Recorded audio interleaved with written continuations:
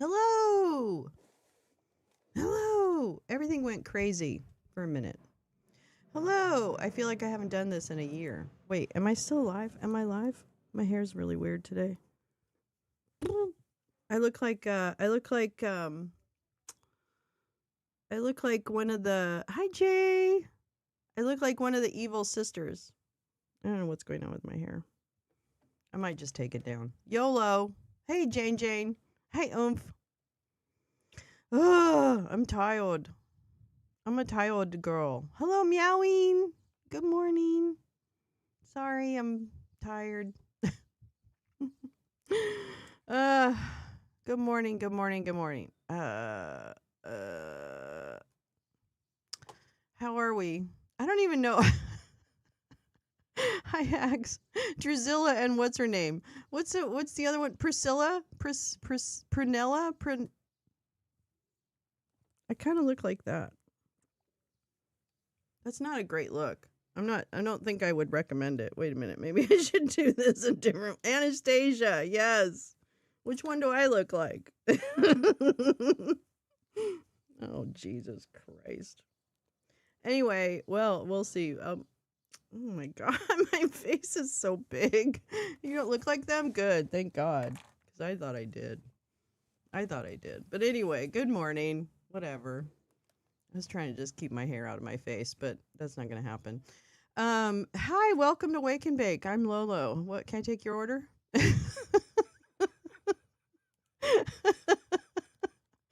Oh my God, I just am not, would you like fries with that? Why is this doing this? I fucking hate this fucking, I cannot wait. I'm gonna get rid of Streamlabs or something is what I have, Streamlabs.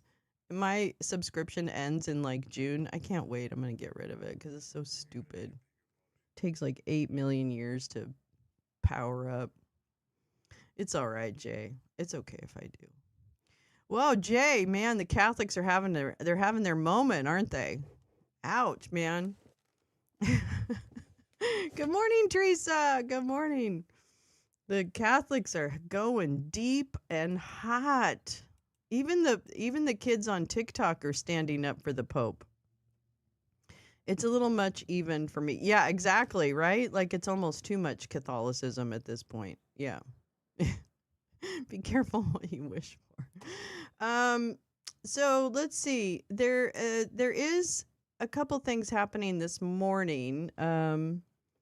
One was the semaphore. This weird kind of which semaphore is like a periodical, a news. I don't think it's a newspaper by itself. Yeah, Leo's wielding peace like a weapon. Fuck yeah, he is. And he's like, just stop being a bully. Like, that's exactly what you're not supposed to do. I was raised Catholic, which means I'm not anymore. Me too. We left the church, though, when I was pretty young. So I didn't even get into, like, Catholic school. You know, all my brothers and sisters went to Catholic schools.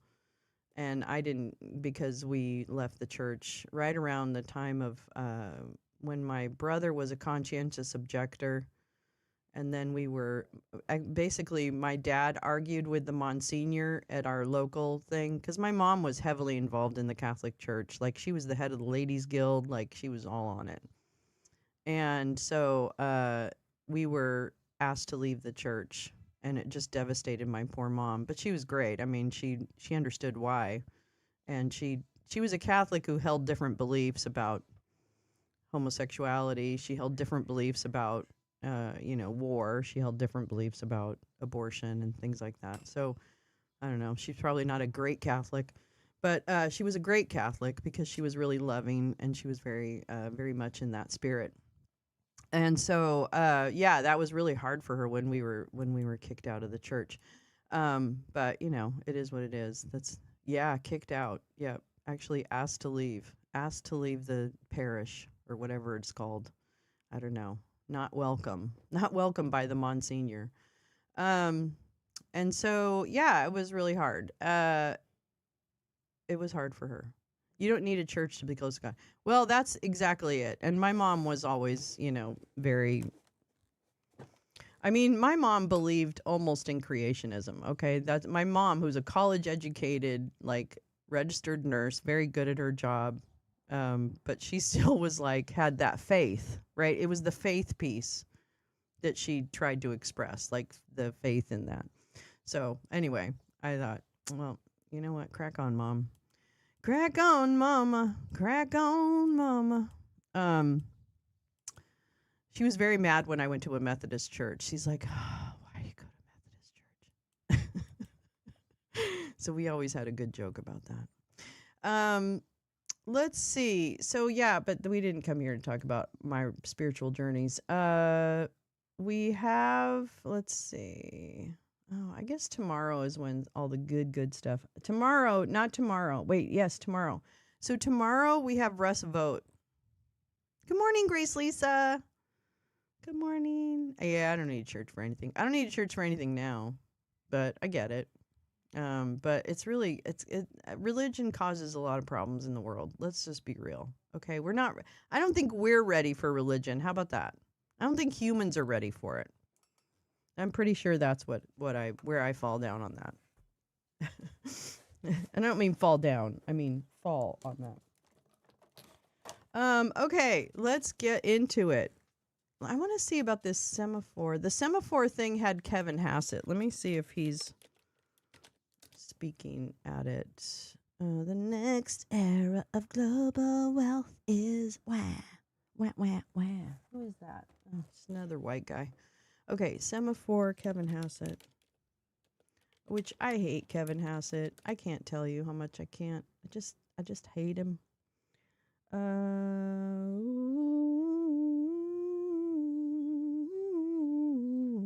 What?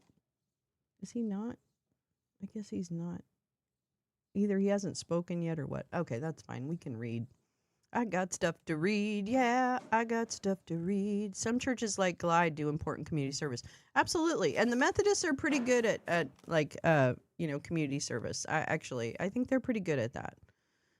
But at the same time, I just feel like conflicted Catholic. Yep, cradle Catholic, 16 years Catholic school. See, that's it, Grace Lisa, my family too. So it's a hard thing, right? If you're really raised in that. But thankfully I had parents who were a little that at least were like, well, the church is wrong about this, yeah, Oh, today's Pam Bondi contempt day. That's right. She's still not speaking in front of Congress. She's not going to. I don't know who thinks she's gonna do that. Oh my God, my nose. I don't know who thinks she's actually gonna do that. She's not gonna talk. She doesn't work for them anymore. Now she doesn't work for them. Let's see. All right, here we go. I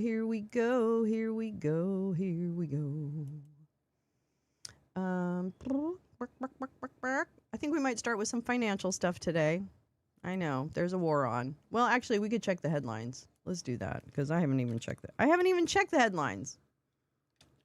Oh my God, what's going on? Everything could be happening, and then it would just change everything I read. No, it wouldn't. Oh, the IMF. Do you think she was fired as a strategy for her not to have to testify to anything? That could very well be.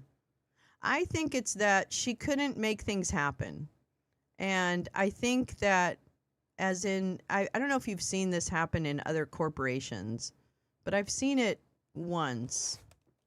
And I've seen it where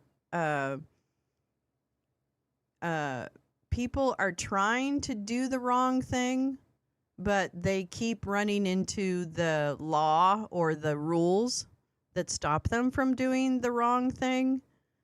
And even though their boss keeps saying, you got to do the wrong thing, at the end of the day, they can't make it. Yeah, exactly. Hired and fired to flood the zone. They can't really make anything happen, right? Nothing that this guy really wants to happen is going to happen. 3 grand juries have said or something like that Letitia James, there's no there. And I know they're trying in Florida, and that's what this whole thing is now. But at the end of the day, the law is just not cooperating. With them. But it definitely, I think that they're pretty expendable moving parts, like you can move those people around the government and it doesn't really it, if Brooke Rollins is in charge of the DOJ and Pam Bondi is in charge of farms, it doesn't really matter. They're all the same kind of stupid person, right? They can't run anything. They don't know anything about that. So I think that is part of it. But I think that she tried to do the things he wanted to do and frankly just kept running into the law and wasn't able to do the things he wanted to do, although she caused a lot of grief. And then, so I think he was like, I don't want to have her around anymore. So I do think there's a little bit of genuineness in the firing, but there's also a lot of disingenuousness about the entire appointment as well as the firing because, like Oomph said, hired and fired to flood the zone. And it worked. It worked. Because here we are with Nazis in power. So yeah, that makes sense. But I don't know what's going to happen with Tulsi. I think this whistleblower report that is on that the DNI OIG has about Jared Kushner, about Susie Wiles, or whatever the content is, but it seems to be around those two people. Is that those are. That to me is one of the linchpins of what is happening into this the rot of this regime, right? Jared Kushner is more and more emerging as a key member of the rot, and so the fact that this whistleblower report would be like, tamped down and held out. Did you see what the DNI? No. Of course, I'm just like totally not paying attention to the news. Exposes conspiracy used by Congress to impeach President Trump. Oh, well, it must be a really good whistleblower report then. Oh my goodness. Well, thank you for that. I would love to this is a good thing to read. I didn't even see this. Oh my God, who uses font like this? Who could see? Okay, well, we'll definitely read this. Well, let's start with that then. Let's start with Tulsi. But I do think this, I think that there should be more noise about the, this is what I meant. Oh, is it not just a bunch of BS? Oh, well, I would think so. But let me go ahead and take a look at it. Now they're going to use this Eric Swalwell thing as he's like, he should have called the National Guard, right? Hi, gal. Oh, thank you so much. Thank you, gal. Let me see. Let me show you this. Let me entertain you. Where is it?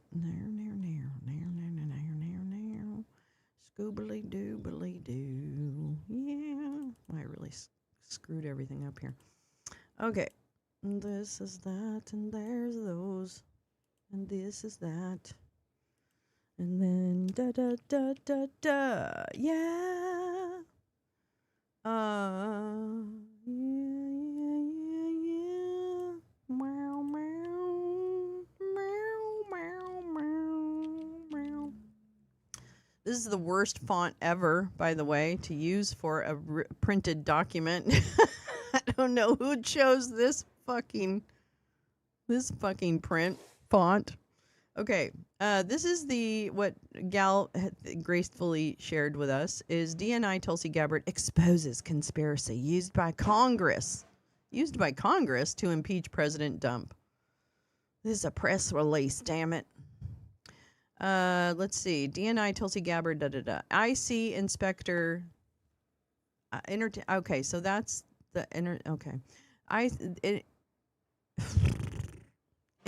Intelligence Community Inspector General Atkinson aggressively advanced a so-called whistleblower's narrative. What? Wait, what? Wait, what? Wait, what? Wait, what? What now? Aggressively advanced a so-called whistleblower's narrative using a witness who co-authored the 2017 Russia hoax that was used as the basis for Trump's impeachment. Oh, I can't wait to find out what really. What really? Oh my God, it does look like a Drudge Report. Today, DNI Tulsi Toenails released never-before-seen documents exposing a coordinated effort by elements within. She is really trying. I'm going to give her this. She's trying much harder than Pam was. She's trying much harder than Pam was, because Pam just half-assed it. Tulsi's creating documents. She's creating reports. She's fabricating evidence, more than likely. Like, she is going hard. She must have some really bad compromise. Okay.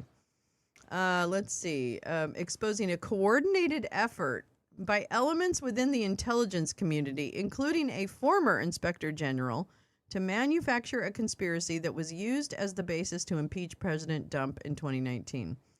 No, honey, the evidence did that. During his preliminary investigation into President Trump's July 2019 phone conversation with Ukrainian President Volodymyr Zelensky, former ICIG Michael Atkinson did not follow standard IG procedures and relied upon politicized, manufactured narratives, only conducting interviews with 4 individuals. The whistleblower, the whistleblower's friend, who was a co-author of the January 2017 Russia hoax intelligence community assessment, and a close colleague of disgraced former FBI agent Peter Strzok, who's not disgraced. He actually won his suit against the Department of Justice, you stupid cow. You stupid motherfucking cow. And 2 character references who had 0 firsthand knowledge of the July 2019 phone call. Well, I don't know. Despite a lack of any firsthand evidence, well, we have the phone call. We have the phone call. ICIG Atkinson proceeded to take actions to weaponize the whistleblower process and exceed his statutory jurisdiction by ignoring the Department of Justice guidance and relying on only secondhand testimony to ensure the whistleblower complaint was released to Congress, referred to the FBI, and leaked to the propaganda media. Well, it sounds like propaganda when you say it that way. Then House Permanent Select Committee on Intelligence Chairman Adam Schiff and then Speaker Nancy Pelosi used this false secondhand narrative to create media intrigue and ultimately spark the basis to impeach President Trump in December of 2019. Wow, bitch, you are such a fucking traitor. I really need her to be tried for treason. I need one of these people at least to be tried for treason. Is that ever going to happen? Am I going to see that? Deep state actors. Wait, no, this is a baby voice. I'm sorry. I'm doing this because I fucking hate these people so much. Oh my god. Deep state actors within the intelligence community concocted a false narrative that was used by Congress to usurp the will of the American people and impeach the duly elected President of the United States. That's right. That guy. Inspector General Atkinson failed to uphold his responsibility to the American people. Putting political motivations over the truth is true. I mean, yes, that part's true. And this, along with the politicization of the whistleblower process by a former CIA employee, and really, you can't swing a dead cat around this place without hitting a former employee. Am I right? Who is working hand in glove with Democrats in Congress, are egregious examples of the deep state playbook on how to weaponize the intelligence community. Exposing these tactics and showing how they undermine the fabric of our democratic republic furthers the critical cause of transparency and accountability and will help prevent future abuse of power because we'll be in power, suckers.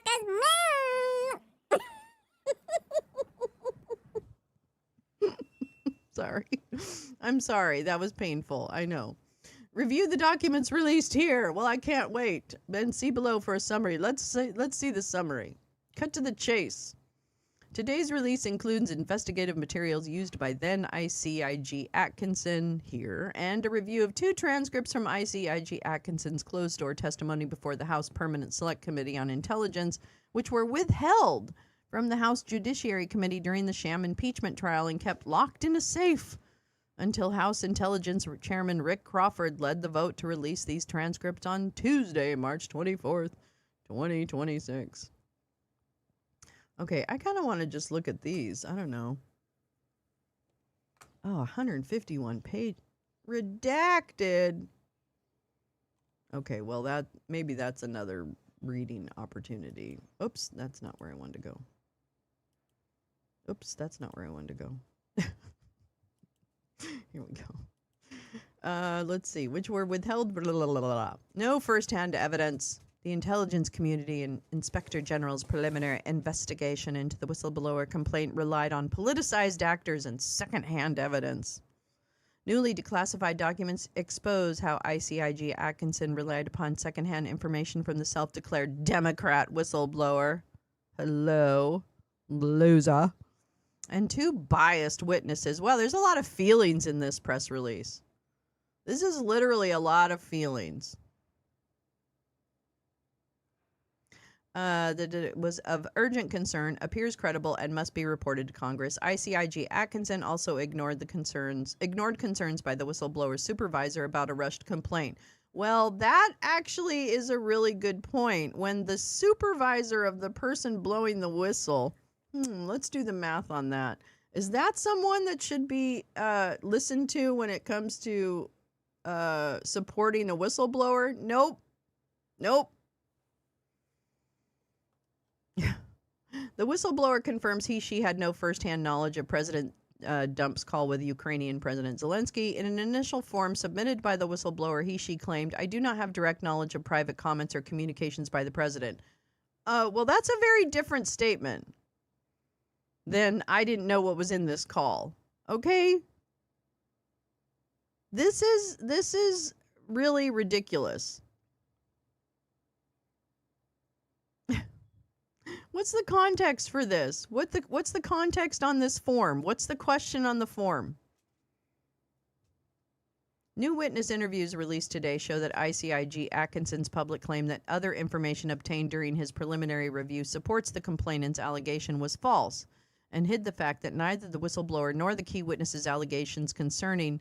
Okay, so we're still on the first-hand stuff. Okay, I get it. All right. Witness 2 admitted that upon reading the transcript of the call, she would not have been able to get from point A to Z the way the whistleblower did, and described that she lacked the granular detail that the whistleblower... Well, that's actually that's a normal thing to say. Like, well, I might not have been able to, but, I don't have the same detail that the whistleblower had. That's just being cautious. Oh my God. Witness 2 admitted that she had to read between the lines of what was being said, and that his or her perception of quid pro quo became clear only in hindsight, probably with more information. What the fuck is going on here? They think we're really stupid, and apparently we are. The whistleblower superior, a senior officer in the National Intelligence Council, told IC Inspector General investigators that she, quote, did not like how the whistleblower handled the filing of the report. What? Saying that she felt that she was looped in at the right time right at the time of the crash.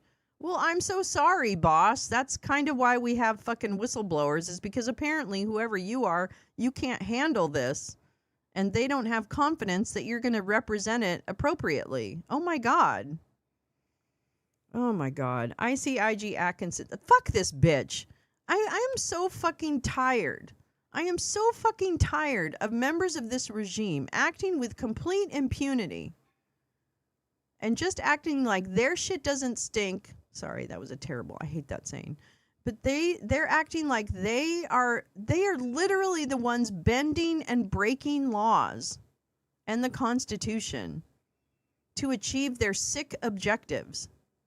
And if you want to talk about people holding back reports, bitch, then where is the whistleblower report that now you're claiming the whole premise of is wrong?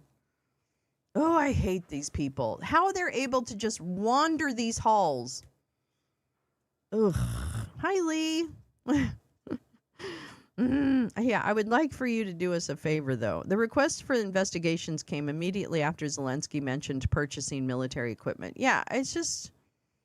fucking ridiculous. Oh, here we go. Hi, friends. EPA refund instructions have been finalized. Crazy busy, but I'm listening. Holy God, I've been thinking about you.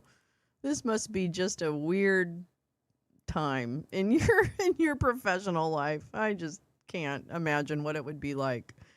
Let's see. ICIG Atkinson's 14-day preliminary investigation was intended to assess apparent credibility, but instead became the basis of a flawed mischaracter. These are a lot of feeling words. These are feeling words. A flawed, mischaracterized account that House Democrats peddled to launch a sham impeachment, even though the IC never conducted a formal or complete investigation. Well, okay, you say it's not formal or complete. They say it is. Okay, in his own words, ICIG Atkinson recognizes that his conclusions were based on a preliminary investigation, noting that I haven't done an investigation to determine whether in fact they actually took place. So when did he say that? Because somebody had an investigation, because we had a whole fucking impeachment trial on it, Tulsi, with evidence.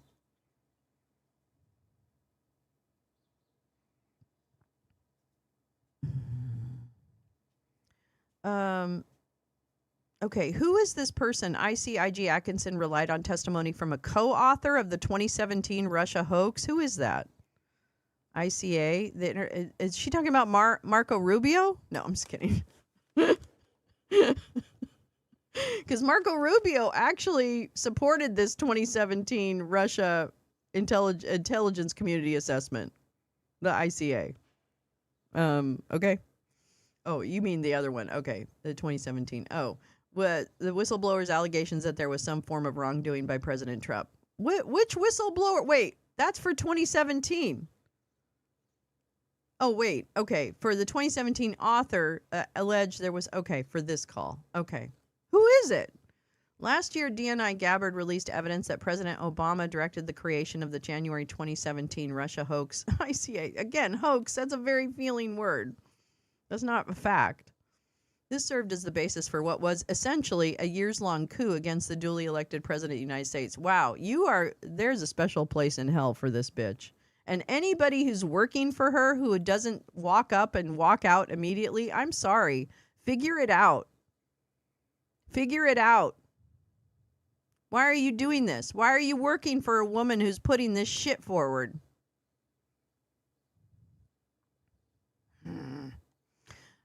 Okay. Witness 2, who was one of the key sources for a whistleblower ahead of filing a complaint, admits a witness interview to being a co-author of the 2017... Admits? Well, they're probably a published author of the 2017 ICA, so nobody's trying to hide anything. And now she's saying, which used manufactured and manipulated intelligence. That's not a fact. There's no fact there. There's just allegations in this to create the false narrative that Russia interfered. They did. It's not that hard. I know you can't admit it because you're part of it. I get it. Witness 2 also admitted to having worked along now disgraced FBI. Well, so did they work at the FBI? Because Peter Strzok has nothing to do with this. Peter Strzok has nothing to do with this. And Peter Strzok also won a settlement from the DOJ because they fired him illegally.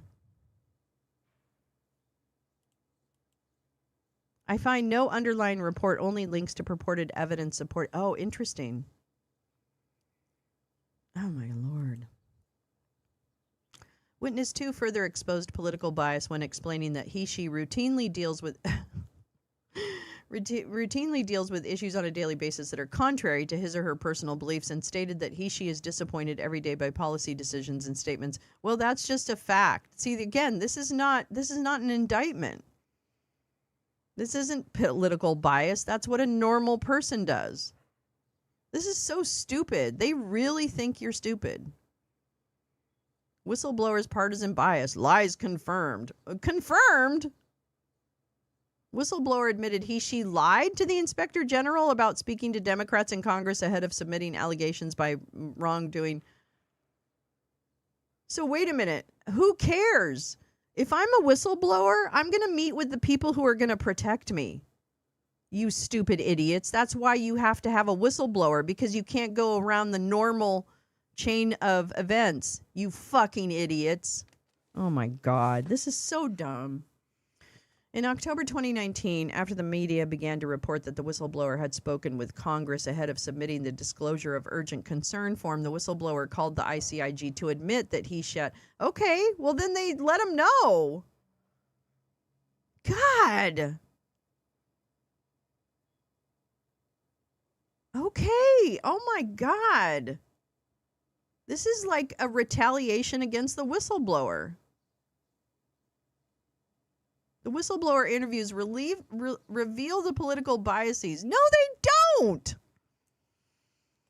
The whistleblower states she is a registered Democrat. The whistleblower claims to have worked closely with Vice President Biden, traveled with Biden to Ukraine, was part of the conversations where Lutsenko corruption. Oh, this is probably Fiona Hill, I guess. The whistleblower also claims to have become the target of right-wing bloggers and conspiracy theorists, yet ICIG Atkinson ignored this and insisted during his testimony, I also want to make clear that I never considered the whistleblower to be politically biased. Yeah, exactly, because oh my God. Despite public records that whistleblower worked with Vice President Biden on Ukraine matters, who cares? That's probably why they knew the call even took place. Inquiries to the whistleblower's bias. Oh my fucking God. This is so dumb. You know, I just, I need to vent for a minute. I just, the unfairness in this world of how Democrats hold themselves to a standard. Like this thing with Swalwell. Like, I literally am like, great. I'm so glad that we know, and I'm glad he's gone. You know, like, I'm just glad he's gone. It's okay. I'm not upset about it. You know, I was worried about the governor's race for a minute, but at the end of the day, it doesn't matter, because if he's done those things, he needs to go. And that's much more important to me than some stupid political, you know, battle or majority, frankly. If he's not a good person, he needs to go. So it's just the fact that we are that like-minded people have that approach to life, and like I would never as the head of the intelligence community write a press release that looked like, or that blamed other people so heavily. Like I just, this whole like victim culture that MAGA has, and the fact that how they twist, like all the twisting that's going on in this to make this person who's a whistleblower look like a big raging Democrat, when that's just simply not the case.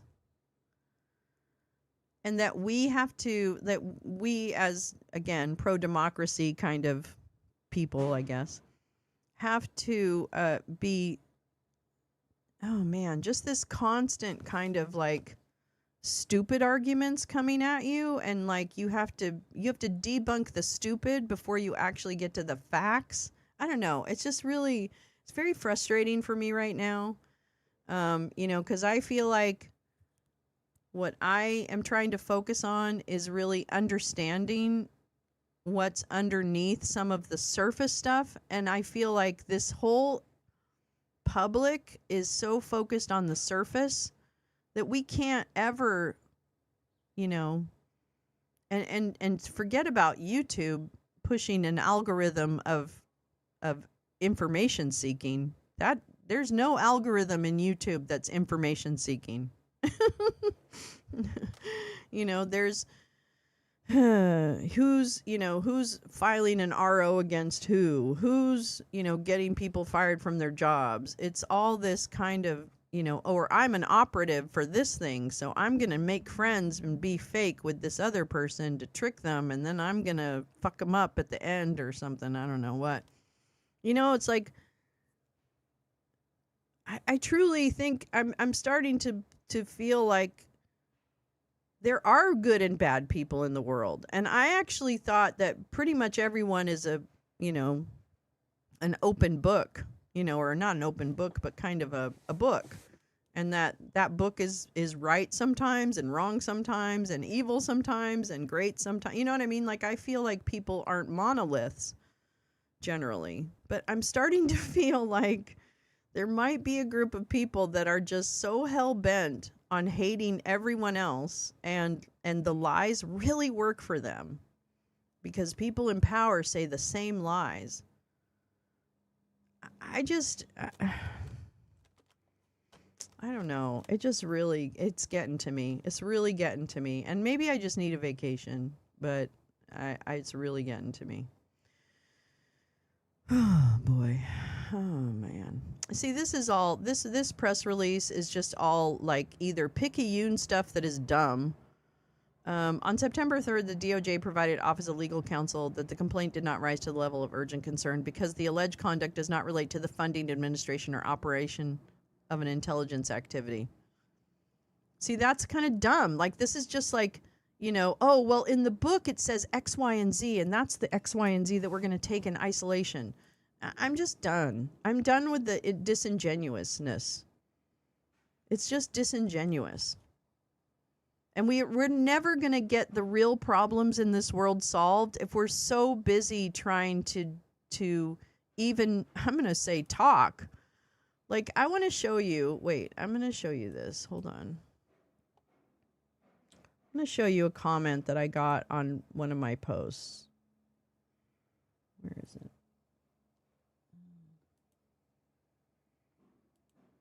And I did say something rude to him, so I just want everyone to calm down. Don't panic. Just calm down. Okay, so let me make it bigger. This is embarrassing, but I am an embarrassing person. Okay, so I put, this is Wake and Bake. There's no one coming to save anyone. It's one of our Wake and Bakes. What's wrong with you? The world will be better off without Iran, with Iran not being controlled by the people who slaughtered 30,000 protesters. You leftists rioted, I think he meant to say over, a violent protester in Minnesota, yet shrug your shoulder to the women of Iran sick, which I know he's just a troll, okay? And so, but this is the type of stuff I'm done with. This is the type of stuff that I'm like, I'm just so fucking sick to death of this disingenuous, disinformation fed bullshit. And I'm just going to say it. I watch people like Tommy Temper, because he's a Canadian streamer that I happened upon during the convoy back in 22. And he's definitely a right-wing Canadian, whatever. And he goes on live and, talks about shit all the time. And he is just so woefully uninformed. And he has twice the audience, not a big audience, but twice the audience that I have. Because there's going to be a fight or something, you know what I mean? He's going to say something stupid. But I'm also saying that just like even the right-wing content gets far more algorithm support, I think, than something like mine. I'm going to be honest. It's very frustrating to have sat here after 4 years and not even have hit 1,500 subscribers. That's really fucking depressing. And that's why I continue to question myself. Not only the fact that I also have clinical depression, but, so some of it is unrealistic. But I'm just like, I'm so frustrated because why put all the energy into this if it's just not gonna, if it's just not gonna be, there's no point. I don't even know what the point is. So I don't know. I mean, I'm not sure. There's nothing. I don't know. I don't believe in shadow banning. I think that's a lie. I think it's something people tell themselves when they're just not popular. And I feel like this is just not popular. So anyway, it takes long to get number. I mean, I'm going to be honest with you, Tom. I'm having a hard time believing that. I don't know how you do it. I don't know how you break through. I don't know how you get a spot on Tony Michaels. I don't know how you do those things. So, apparently. So I don't know how to promote and boost the messaging any more than I already am. So I don't know. It's just really depressing, and it's getting hard to continue, frankly. It's getting hard to continue. It's ridiculous for those on the left to grow. The algorithms definitely favor the right. Yeah, they really seem to. I don't know. I mean, I'm just not sure. I've seen it. It happened with a fake book account I administered. I just found you. Oh, hi, Villette. Is it Villetta's Too Cozy? Villetta's Too Cozy. Oh, thank you. That's so nice of you. Oh my gosh. That makes me feel so good. Well, now I have to keep going. Anyway, no, it's just hard during this like disingenuous time. You have to put up with this bullshit, and then you also have to put up with just the bullshit of trying to say the right, to get out there and. Oh, Jay Rants. Oh gosh. Oh, Shady, and then Mrs. Bierski. Oh, what a great name. Mrs. Jason got one, and vitamin water. That sounds good. BS order. Oh, B Sonder. Oh, B Sonder. I don't know. That sounds like a familiar name. Peoria in the house. You're about to be famous. Well, that sounds wonderful. I don't really want. Oh, yay. Oh, that's so great.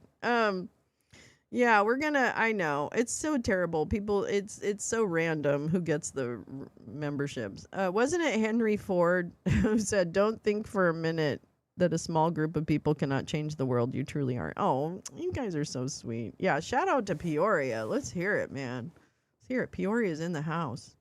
Facts for Sanity, you help us. Oh, Teresa, I love you. You guys are the best. I mean, I get so much from what this group is already, right? Like already I think we do amazing things, but I'm just like, meh. The assignation of the gift memberships appears to be totally random. I know it isn't even someone watching. Yeah, because I've gotten memberships in the past. I don't have memberships turned on for myself, but I have memberships in the past. Oh, or Robin Williams. Yeah. It took him a while, right? I don't know. I don't have that much time left though. So I'm in a different time crunch. I put in a lot. I do. I don't think I put in as much as I could, but I try for what I'm capable of. But I love you, Jay. You're my bud. You're my buddy. Well, speaking of buddies, let's read about some corruption since we have a break in the war. God damn it. Fucking war. Trump's Bitcoin evolution. This is from Tina, I think. I think I got this from Tina. Yep, I got this from Tina. Trump's Bitcoin evolution, Manafort's role in orange pilling, which I thought Manafort's an interesting figure to have back in the news. I love you, Teresa. You guys are so great to me. You can hide out here. I will. I'll come to Peoria when it just gets to be too much. You guys are very sweet to me. Thank you for being so kind. I appreciate it. It means a lot. You listen to me bitch and moan. Okay. Trump's stance on Bitcoin. Now this is from last February, so this is a bit of an older piece, but I thought it mentions Manafort and then this whole like shit that's happening. Trump's stance on Bitcoin evolves a key figure's role in his orange pilling. Donald Trump, the former, he is a current former. Wait, what? Wait, when was? Oh, generated by AI agent. Oh no, this is an AI thing. Where's the Manafort part? Oh, this is what I wanted. Okay. Through a connection facilitated by Manafort, the group began educating Trump's team about Bitcoin. So Manafort did this? A pivotal shift in the episode from the Empire newsletter, David Bailey, CEO at BTC Inc., revealed how he and two other Bitcoin enthusiasts managed to introduce Dump to cryptocurrency. The group, all in on Bitcoin, sought to accelerate hyper-Bitcoinization by pitching the idea to Trump. Through a connection facilitated by Manafort, the group began well, look at him. So that's what it is. Okay, sorry, I should have read this before, but I just wanted to find out what was. So Manafort introduced him to people. Oh, okay. Well, that makes sense. Well, that makes sense. Well, here you go. Here's another one. This one is also depressing. And everything has AI. What the fuck? Why does everything have AI? Justin's son is very upset, by the way. Did you see that? He said something weird. Okay, let me go here. Whoops. All right, and I'll go here. There we go. Let me see. I keep wanting to add comments. I'm so tired. Hey, listen, you guys are so lovely. Everything you have done is beautiful. If you do nothing else in terms of like giving or commenting or liking or sharing, I ask you to do that all the time, and you're so lovely. So don't feel like, I don't want you to ever feel like you have to do that, especially if you're tired. Well, break in the war, I mean, that's, I don't know. That's the best I can do. It's not really breaking the war, but, that's what Capone did. I don't think I've ever seen a pic of Dump at a computer, LL. So I know. Is he actually at the computer? No. Oh, I see. Okay, so this is from April 12th, and it is from, who is it? Oh, Bloomberg. Oh, thank you. Bloomberg is such an expensive subscription. It's ridiculous. Okay, I don't want to take away. I don't care about your takeaways. I can read. A Trump family crypto venture is facing an investor revolt, that includes billionaire backer Justin's son, who accused the project of secretly building controls that let insiders freeze token holders' funds. Son, who poured tens of millions of dollars into World Liberty Financial, that's the Trump boondoggle, called the project a trap masquerading as a door in a post on X on Sunday, which I have the post. This guy's another one that I want to read, so we'll go on to that. But first, this. I have always been an ardent supporter. Didn't Son just get a pardon or something? Didn't he get like a fucking pardon? Yes. Oh my God. Okay, this is the guy, Justin's son, okay, is the guy who he's tied to a 2026, a potential presidential pardon, involving a potential presidential pardon following his $75 million investment in World Liberty Financial. Following this, the SEC dropped its fraud case against Justin's son in March, just last month, leading to accusations of corruption and allegations that Son purchased legal leniency. That happened, and that guy who just last month got his fucking case dropped, as an early supporter who invested heavily in World Liberty Financial, I did so because I believed in the vision that was presented, and to the public, a decentralized platform. Are you going to let me see the whole thing? I'm just going to read it. As an early supporter, I did so because I believed in the vision that was presented to the public, a decentralized finance platform that would promote financial freedom, remove intermediaries, and bring the benefits of DeFi to mainstream Americans, decentralized finance. What was never disclosed to me or any investor is that World Liberty embedded a backdoor blacklisting function in the smart contract used to deploy the tokens, World Liberty Financial tokens. This function, I think it's a stable coin. I'm not sure. I could be wrong. No, I'm probably wrong about that. This function gives the company unilateral power to freeze, restrict, and effectively confiscate the property rights of any token holder without notice, without cause, and without recourse. This is the opposite of decentralization. This is a trapdoor marketed as an open door. I denounce the ongoing token scandals by the bad actors at WLFI. I am the first and single largest victim as a result of their wrongful blacklisting of my WLFI token wallet back in 2025 that violates basic investor rights and blockchain principles of fairness. Every action taken by the WLFI team to extract fees from users, to secretly implant backdoor controls over user assets, to freeze investor funds without disclosure or due process, and to treat the crypto community as a personal ATM. Oh shit! All of these actions are illegitimate and were never authorized by any fair, transparent, or good faith community governance process. He is going scorched earth. Neil, what? Wait, what? He doesn't have permission to watch this? He's not blocked. Nobody's blocked. Wait, I'll go and check. Hold on. Let me check. Do. We gotta save Neil. Save Neil. He was here with me at the beginning of the stream. Oh, yeah. Is it age restricted? No. It says video is restricted. Oh, maybe they might have restricted me by accident. Or, you know, they restrict you if you say bad things, I guess. I don't know. Did I say bad things? Yeah, I gotta save Neil. Hold on. Let me see if he's in this one place, and then I'll... Hold on. Whoops, where am I? Oh, yeah, wait. I need to go to my... Oh, I'm so confused. What's my community? Oh, it's down here. Oh, it's in settings. Okay. I don't think he's... I can't imagine.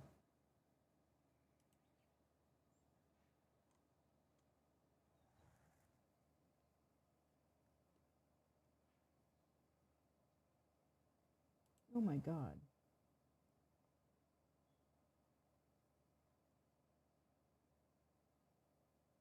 Is it something with his... It's war. Oh, I guess the war is on again. All right, let me check one other place. Yeah. All right. Where do I... no.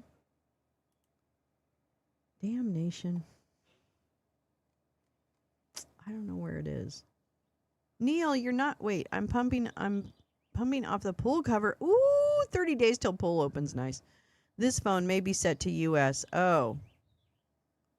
Why is this all of a why is this a problem right now? Like, why wouldn't this have been a problem before? He's not blocked on anything that I have. Let me make sure. Let me go up and see if I can see him from the beginning of the stream. Oh, yeah, there he is.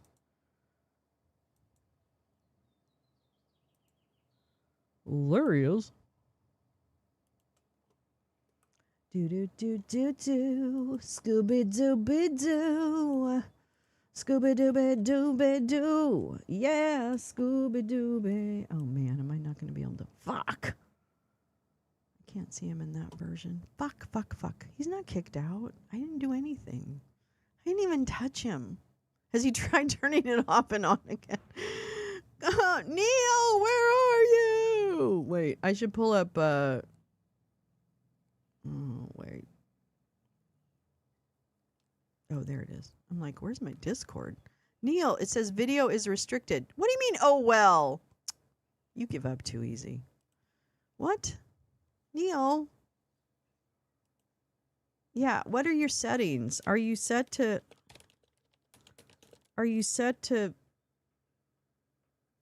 I don't know, kids videos? Do you have to...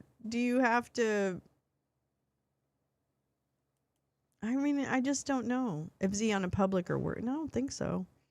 Did he put his mom's social security number in right? Do you have a VPN? But the thing is Neil watches the show all the time. Like, why would this all of a sudden happen? And why would it happen like... It must be something to do with YouTube making my... I'm too spicy. It must be something with YouTube making the video like an adult video or something. Should I start taking off my clothes? I'm just kidding. I would not do that. What's the age limit? I don't know. I mean, I think, is he asking, maybe the system is asking him to verify his age, which is terrible. I hope it doesn't do that. I don't know. I'm not sure how we do this, but not. I'm watching on 2 devices, one signed into the other. But did anyone else get a weird message? I don't know. Maybe this is just normal. Maybe it's normal. Did you ever think of that? But Neil, can you hear me? Can you, oh, you know what, Neil? Well, no, that's dumb. Okay, anyway. Oh, Neil. He said he's on the road, so maybe. Oh, you know what? It might be that. Oh, yeah, definitely. Oh, no, I definitely hit the 18, and all my videos are set to adults only. So, actually, that is a setting that I do on my stuff. Is that it's not on Wi-Fi at home. Okay, well, maybe that's an issue. But, Neil, I hope you are able to join us, or at least, I don't know. That's terrible. I think that's terrible. Okay. We're going to continue with this and that. We read that part. The governance votes cited to justify these actions were not conducted through a fair or transparent process. Key information was withheld from voters. Meaningful participation was restricted, and the outcomes were predetermined. These votes do not represent the will of the community. They represent the will of those who designed them. I'm going to tell you right now, the Trumps have run their own organization for so many decades. They're gonna run into this type of stuff more and more, where their partners, that they bring in, they fuck them, and then, now it's like, oh, well, that was wrong. I mean, don't forget, this is the man who literally, after legal battling, was still convicted on 34 counts of fraud, and still had his CFO, the guy who was with him since everybody was a child, right, sit in a prison cell at Rikers for the fraud. So I just think that, Justin, I guess you should have known what viper pit you were getting into. Because this guy is a fucking fraudster. That's how he has made his money. He borrows money. He doesn't pay it back. That's his whole gig. Yikes. Okay, these actions have nothing to do with me. They have nothing to do with the investors who believe the promises this project made. Oh, fuck off, Justin.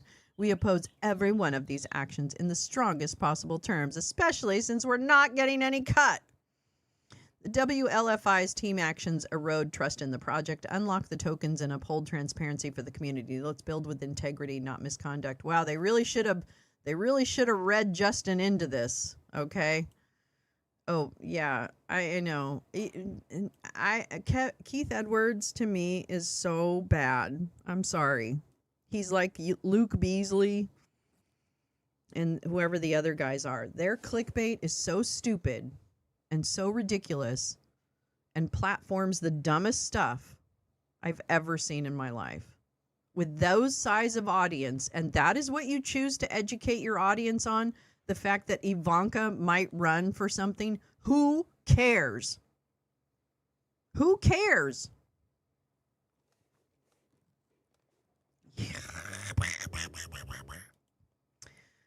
Okay, so that's his thing. All right. His denunciation adds to mounting criticism over a move by the project to deposit its own WLFI tokens as collateral. Mounting criticism over a move by the project. So World Liberty Financial wants to deposit its own tokens as collateral on a lending platform and borrow $75 million against them. Critics say the maneuver could let World Liberty extract cash before a wave of tokens are unlocked, flooding the market with new supply. Oh boy. World Liberty says it can top up its collateral to prevent that. Oh, bullshit. And has roundly rejected the criticism. No, it can't. Otherwise, why wouldn't it? It would be completely false to suggest that World Liberty is exiting any positions. Instead, we're doubling down based on our roadmap. Oh, okay, David. Spokesperson David Waxman said on Friday the project had already repaid $25 million of the loan, he said. What are they doing? What kind of fucking money laundering bullshit is going on over here? What in the fuckery of money laundering washing machines is here? We are committed to sound risk management and continuously evaluate our positions in collateral structure, which is why we have already paid back 33%. Sure. Okay. Well, then why did you need it? What did you get it for? Still, WLFI's token value has dropped by more than half since a portion of its supply was unlocked for trading last year. It hit an all-time low below 8 cents. over the weekend, according to CoinGecko data. What a piece of shit this is. World Liberty said it has said it deposited 3 billion of the tokens into Dolomite, a lending protocol, and borrowed 75 million in stable coins against them. Dolomite's co-founder Corey Kaplan also serves as World Liberty's chief technology officer. I can't do this anymore. What? What? Oh my god. What now? Okay, hold on. Big noise. Sorry. Oh my god. If WLFI's price drops far enough, the concern is that the position could be liquidated, dumping tokens onto the market and accelerating the very sell-off investors' fear. Many posters on X have expressed concerns about the loan on Dolomite. As a project, using your own token as collateral for loans is very bad, said Morton Christensen, a WLFI investor who also runs airdropalert.com. It puts fear, doubt, and anger in investors' mind. Representatives of Dolomite didn't return requests. The move is drawing particular scrutiny because of its timing.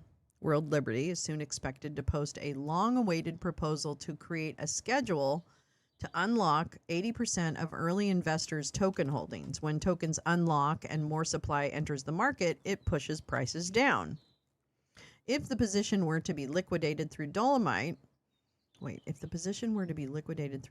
World Liberty would in effect be able to cash out before the rest of the sellers can, critics said. What does that mean?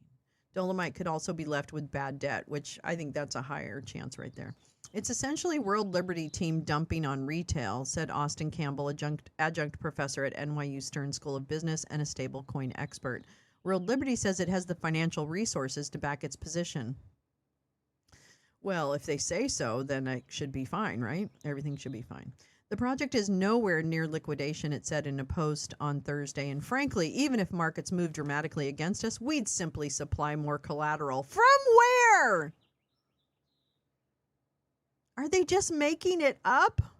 The backlash extends beyond the lending maneuver. In March, World Liberty pushed through a governance proposal that could reduce the voting power of early investors in key decisions. Sun called the project's votes a sham, saying key information was... So that's what he's really mad about. It's reducing the voting power of early investors. That's what Sun is super mad about. He doesn't give a shit about their financial practices. He wants in on the plan. In 2025, Sun also alleged that the project blacklisted his WLFI token wallet, preventing him from being able to access his unlocked coins. World Liberty didn't reply to a question about Sun's blacklisting. Separately, the project posted on X on Sunday, "We have the evidence. We have the truth." World Liberty was co-founded by Dump and his sons. Sun attended a dinner with Dump last year. The intertwining of a presidential brand with the latest controversy raises questions that extend well beyond the industry about disclosure, potential conflicts of interest, and what happens when a political brand effectively anchors a crypto project with retail investment. It's a disaster. Blockchain technology does provide some clues. The Dolomite transactions, for instance, are visible on-chain. But unlike publicly traded companies, most crypto token projects are not subject to a comparable disclosure and governance regime requiring regular audited financial statements. What? Crypto token projects are not subject to comparable disclosure and governance regime requiring regular audited financial statements, public reporting of insider transactions, or exchange-styled independent board oversight, making it harder for outside investors. That's huge. What the fuck? That's huge. They don't have public reporting of insider transactions?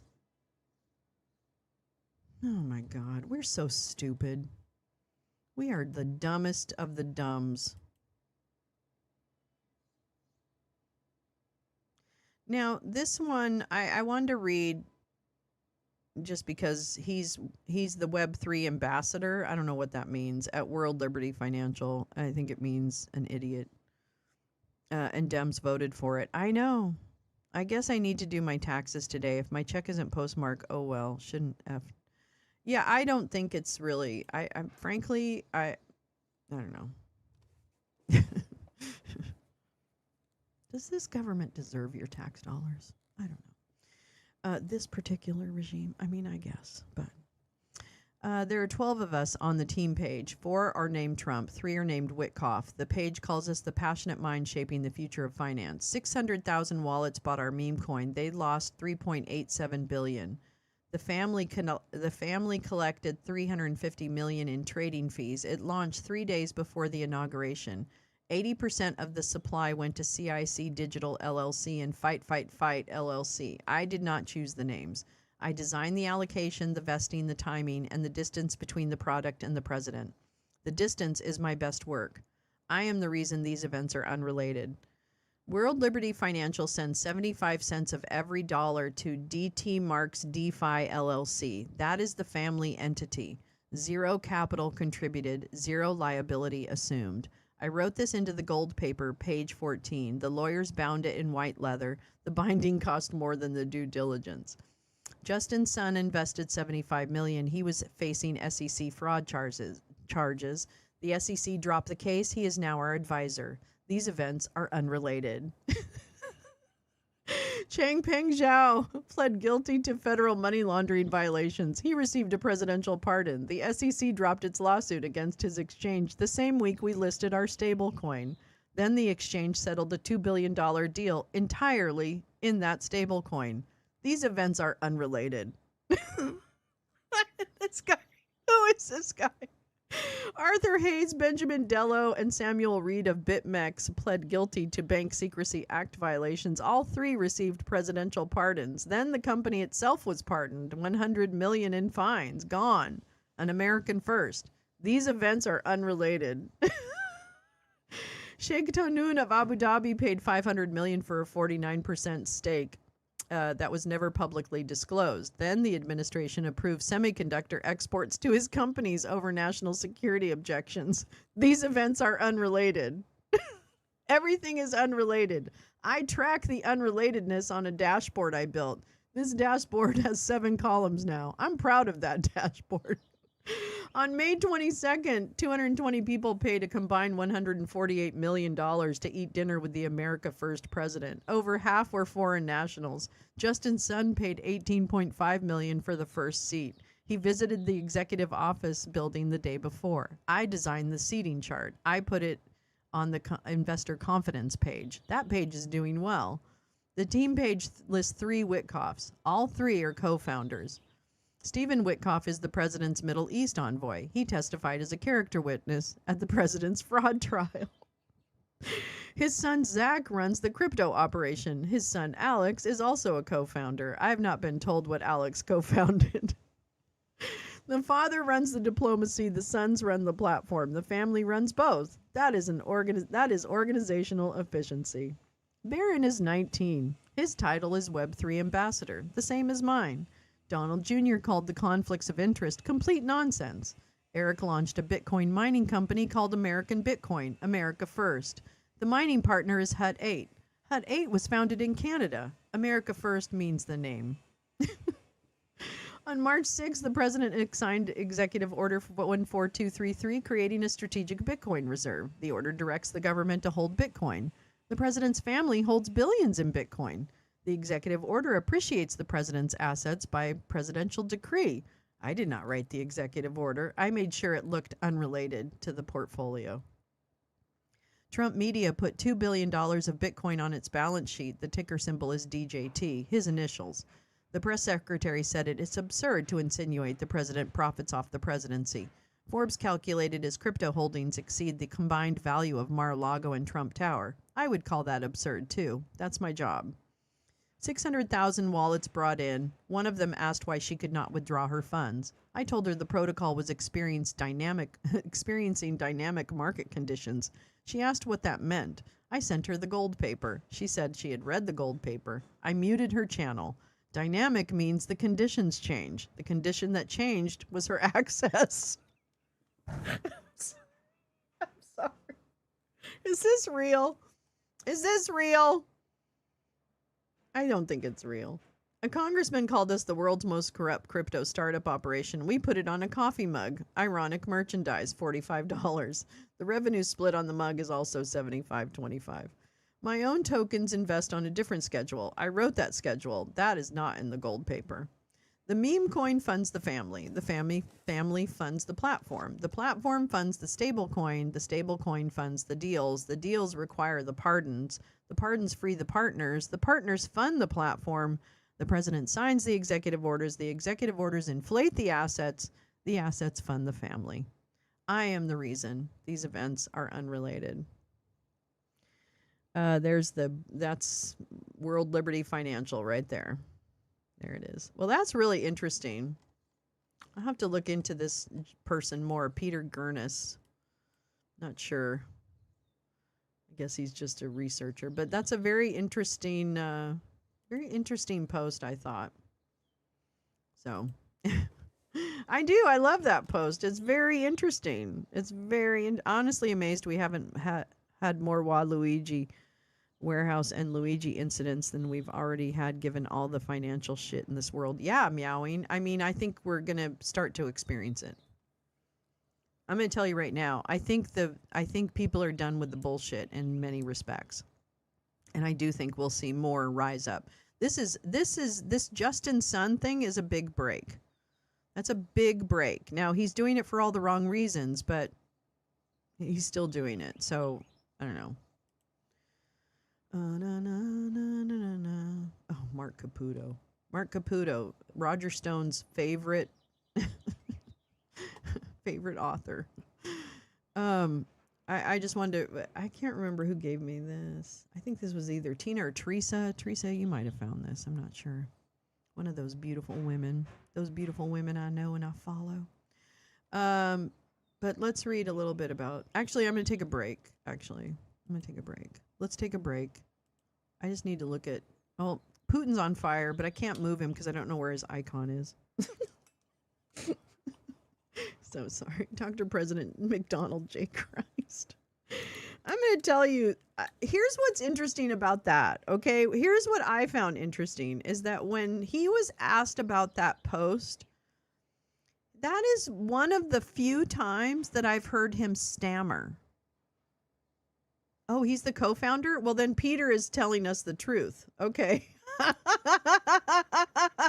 thought he was like play acting. But if he's real, oh shit, that shit's imploding. Hello, is there a doctor in the house? Because World Liberty Financial is getting stabbed in the back by at least 2 people right now. This is crazy.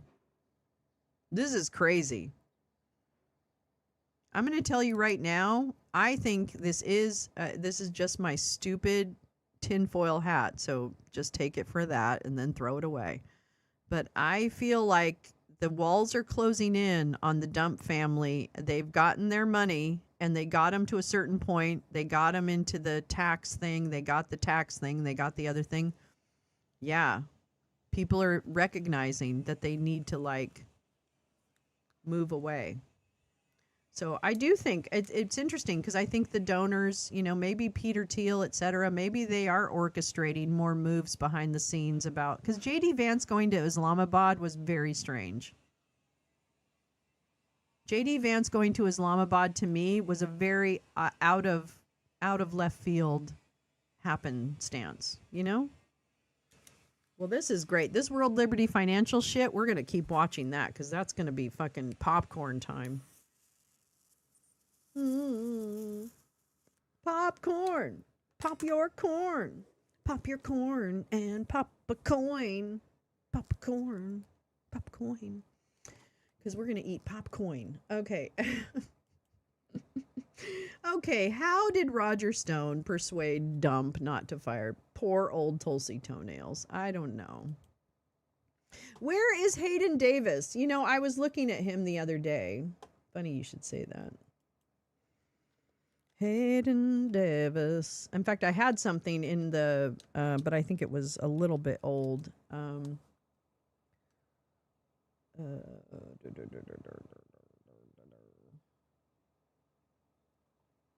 going to see what past week.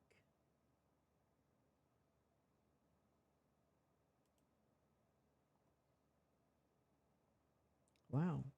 Wait a minute. Court records show. So this is from, I hadn't seen this story. This is a good idea. We should read this. This was the situation. Okay, so if you've been part of the lounge for a minute, I don't know, but he should have a Roger Stone tattoo. Who's in Argentina? Oh, he's not in Argentina, no.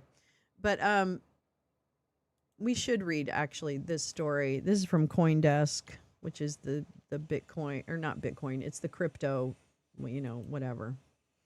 But this is from April 7th, and it's the last thing. It's the most recent thing I can find that mentions Hayden Davis. Just on a quick search.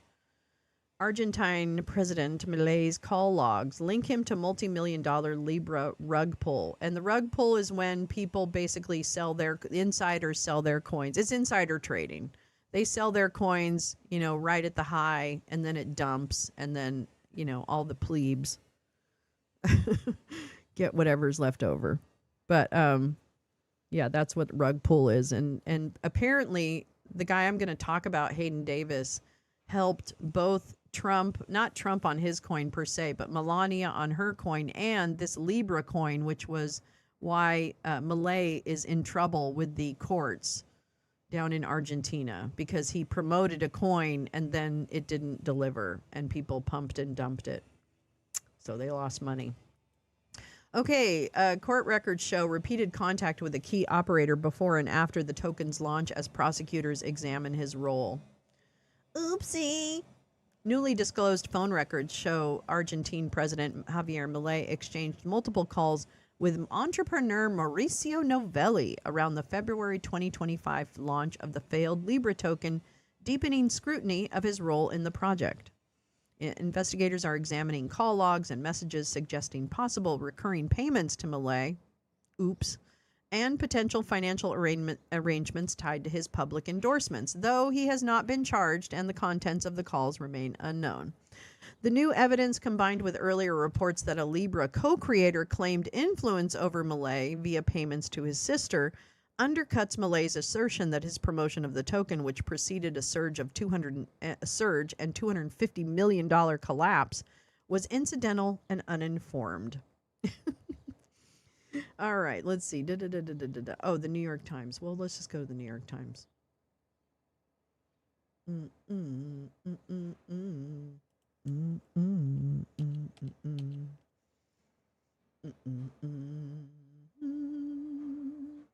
President Javier Milei promoted a cryptocurrency last year that quickly skyrocketed in value and then cratered just as fast, costing investors millions of dollars and setting off a scandal and an investigation.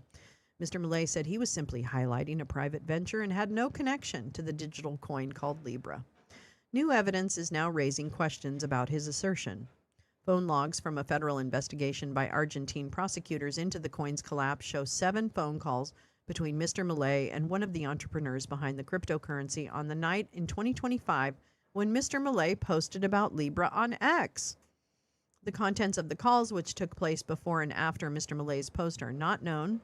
But the phone logs, which were obtained by the New York Times and first reported by local cable news channel C5N, suggest a greater degree of communication between Mr. Milei and the entrepreneurs who launched the token than what the president has publicly acknowledged. Newly uncovered messages also suggest Mr. Milei received regular payments from one of the entrepreneurs while he was a congressman. Oh, whoopsie. Mr. Milei has not publicly commented on the call logs and other documents and did not respond to a request. He's named as a person of interest in the federal prosecutor's continuing investigation into the digital coin, according to court documents reviewed by the Times, but has not been formally charged with any crime. The latest revelations have revived a scandal that threatens the very foundation of a president who rose to power and was elected in president in 2023 by attacking a political class he called corrupt. Opposition lawmakers have demanded that top officials in Mr. Milei's government testify before Argentina's Congress about the cryptocurrency scandal. The launch and promotion of Libra was not at all improvised or accidental on the part of the president. Maximiliano Ferraro, an opposition lawmaker who had led a congressional investigation into the digital coin, told reporters recently. It was a planned, coordinated, and deliberately executed operation. Yeah, it was, and we have all the stuff. We're going to have to play that, Hayden. We're going to have to, I'm going to find it. I'm sorry. We're Bitcoin today. I'm so sorry.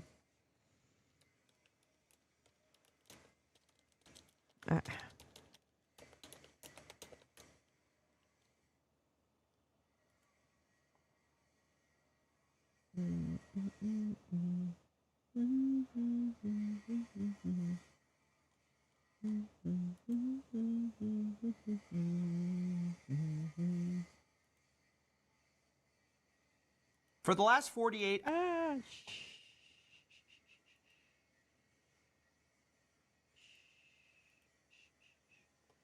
Okay. I'm teeing up a little bit of the admissions that what's his name, Hayden Davis made about this Libra scandal. Okay, the congressional investigation alleges that Mr. Milei's intervention as president was central to the currency's initial surge in value. Adding to the challenges facing Mr. Milei, a recording leaked to the Argentine news media and attributed to a government official alleged that the president's sister and top advisor, Karina Milei, profited from a separate bribery scheme. The audio has not been verified, and Mr. Milei has said that that official lied. Mr. Milei's chief of cabinet, Manuel Adorni, is being investigated by a prosecutor over accusations of lavish travel and expenses. Mr. Adorni has denied any wrongdoing. The Libra scandal started after Mr. Milei posted a message on X publicizing a newly created cryptocurrency saying it would help fund small Argentine businesses. Mr. Milei's post included the code needed to buy the token, which does not appear to have been public at the time. Mr. Milei's message immediately gave the project visibility and credibility. As investors rushed to buy the coin, its value soared over several hours, but then swiftly fell.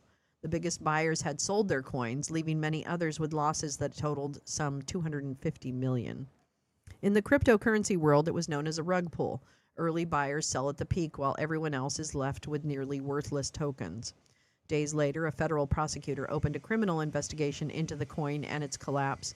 Key persons of interest, according to court documents, include Mauricio Novelli, the Argentine entrepreneur behind the token, who has had a long relationship with Mr. Milei, and Hayden Davis, the American consultant. Oh, that's what he's called. Okay. Wait till you see this consultant, who assisted with Melania Trump's meme coin launch and rug pull. Shortly after the scandal broke last year, Mr. Davis said in a statement he had acted only as an advisor to the project and did not benefit. Mr. Davis did not respond. Now, interestingly, Mr. Davis claims that he holds still $100 million that he doesn't know who to send it to. I'm not kidding. He said that. Beside Mr. Milei, his sister and other advisors were also named as persons of interest of the prosecutor's investigation, according to a person with access to the case files. The records seen by the Times show 7 phone calls between Mr. Milei and Mr. Novelli on the night of Libra's launch, February 14th. Mr. Novelli had also had multiple phone calls with 2 of Mr. Milei's top advisors, Miss Milei and Santiago Caputo, according to the phone logs. Before entering politics, Mr. Milei taught at Mr. Novelli's Small Investing Academy in 2020, and after Mr. Milei was elected to Congress in 2021, he continued to appear in videos promoting the school.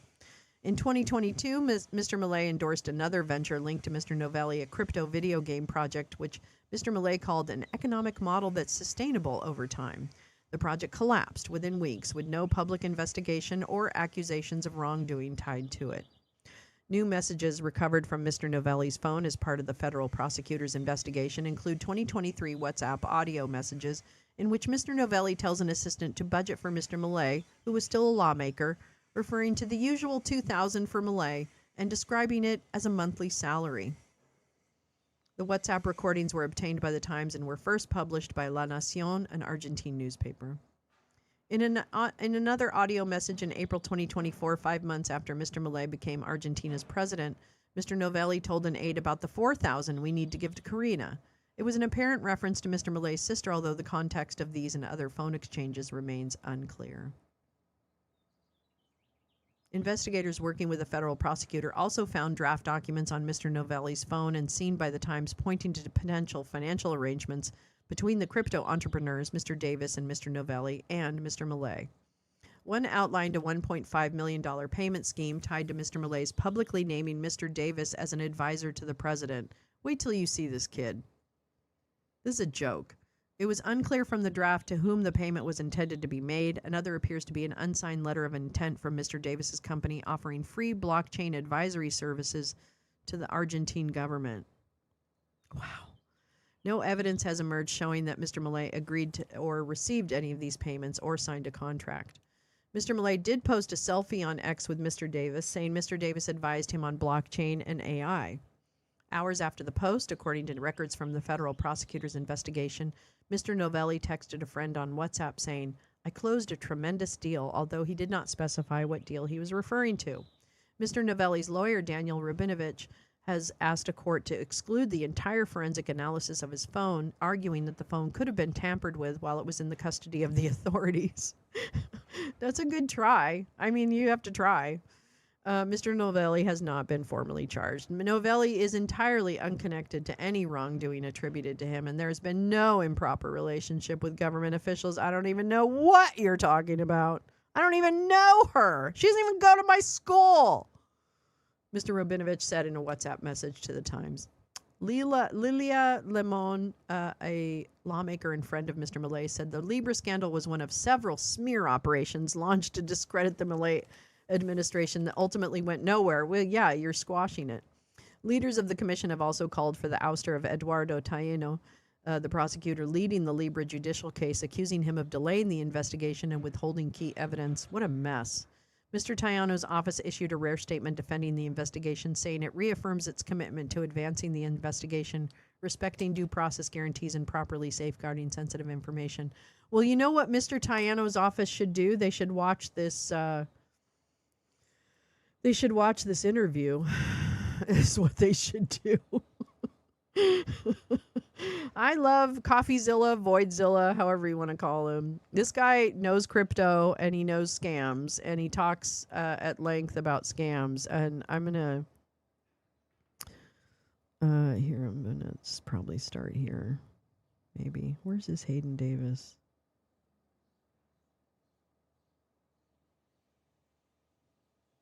I think he's on the phone with them in this interview. Okay, let's start here. What's going on is you have these. I Wait, don't know. Okay, actually, it's the interview. One of the okay, issues. wait. For the last 48 hours, I've been investigating the Argentinian meme coin disaster known as Libra. If you don't know, the president of Argentina posted publicly supporting this meme coin, and subsequently it has all crashed and people have wondered where the money is, with $100 million seeming to go missing. Now, I've been in touch with the key players in this, trying to get answers, and what you're about to hear is an hour-long interview with Hayden Davis, who is the main guy behind the launch and a lot of the token decisions. He currently sits with $100 million in his possession that he's trying to find out what to do with. You will discover through the course of this call that it is not the first time we have been talking. I have been trying to communicate with him for, as I said, the last 24 to 48 hours. And this is not the interview for like pushing from my view, because I wanted to get information. I feel like the biggest thing we're missing is answers. And so I was just listening a lot of this call. I do think we got some incredible admissions, but I wanted to say it's not my characteristic, like, scammer. And that was by design. The guy was very skittish from the beginning. And so I didn't feel like that was an appropriate kind of reaction. Everyone's going to have their opinion on this guy either way based on what you hear. But I thought a more like neutral approach, just letting this guy talk. It is the first time he's talked since he issued like a statement on Twitter. It was like a minute long and it wasn't received very well. So I wanted to give him the chance to kind of dump all the information out at once. The interview starts abruptly because he starts with some off-the-record stuff that I had to cut out. But yeah, hopefully this sheds some light on what's going on. I'll just start. I can just start talking about certain things. One of the issues with Libra, and what we try and hold on. avoid. I just want to know: can we consider this part on the record?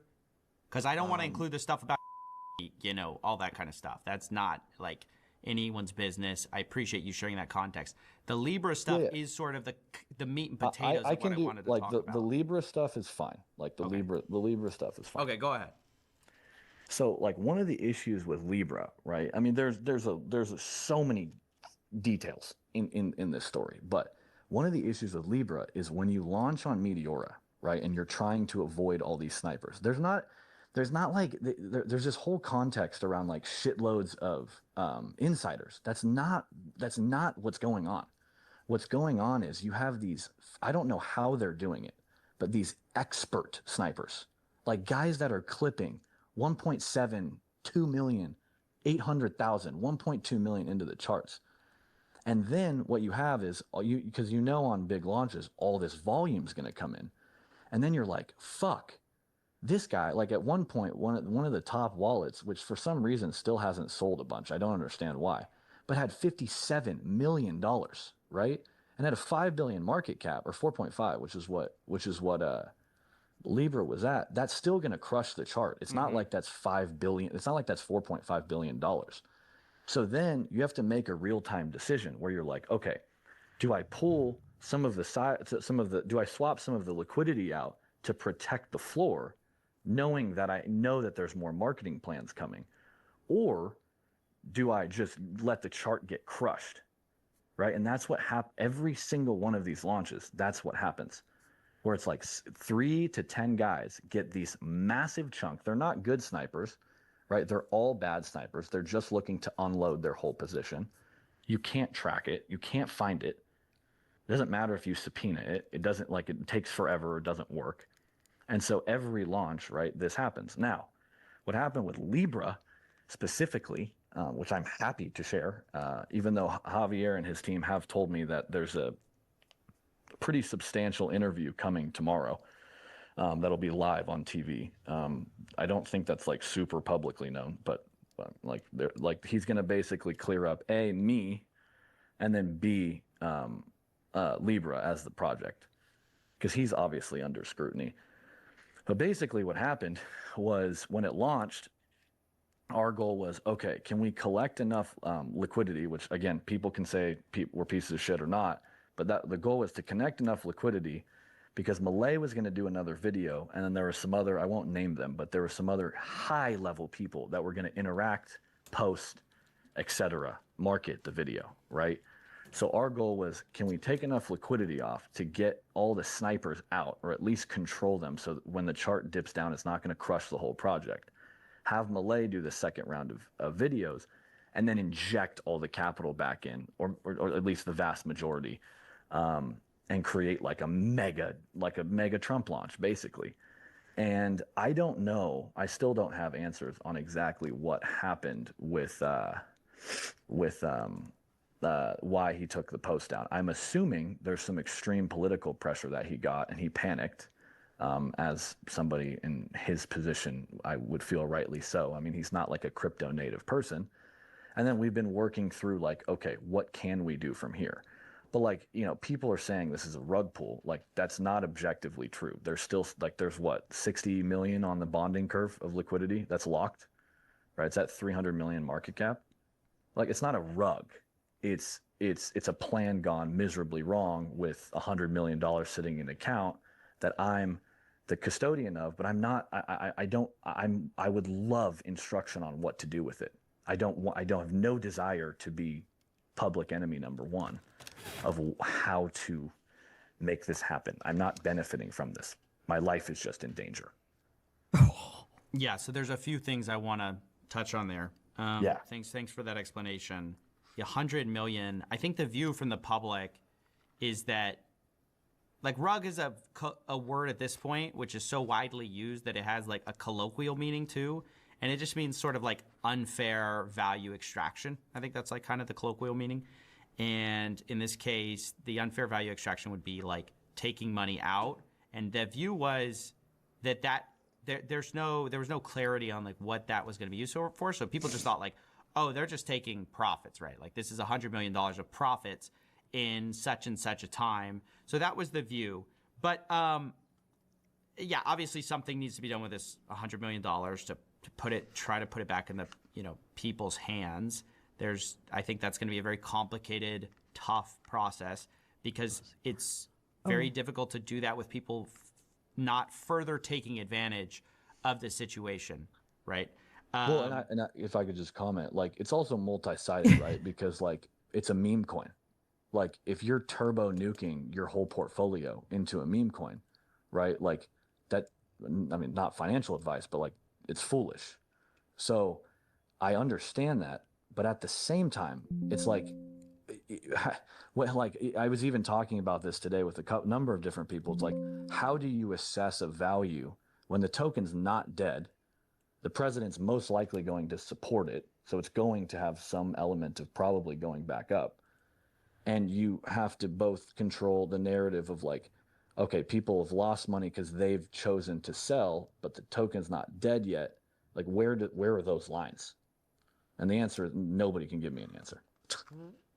Sure. Yeah, I'd be surprised if Malay backtracked, and I think Malay's gonna wash his hands of this. But you know, I could definitely be wrong.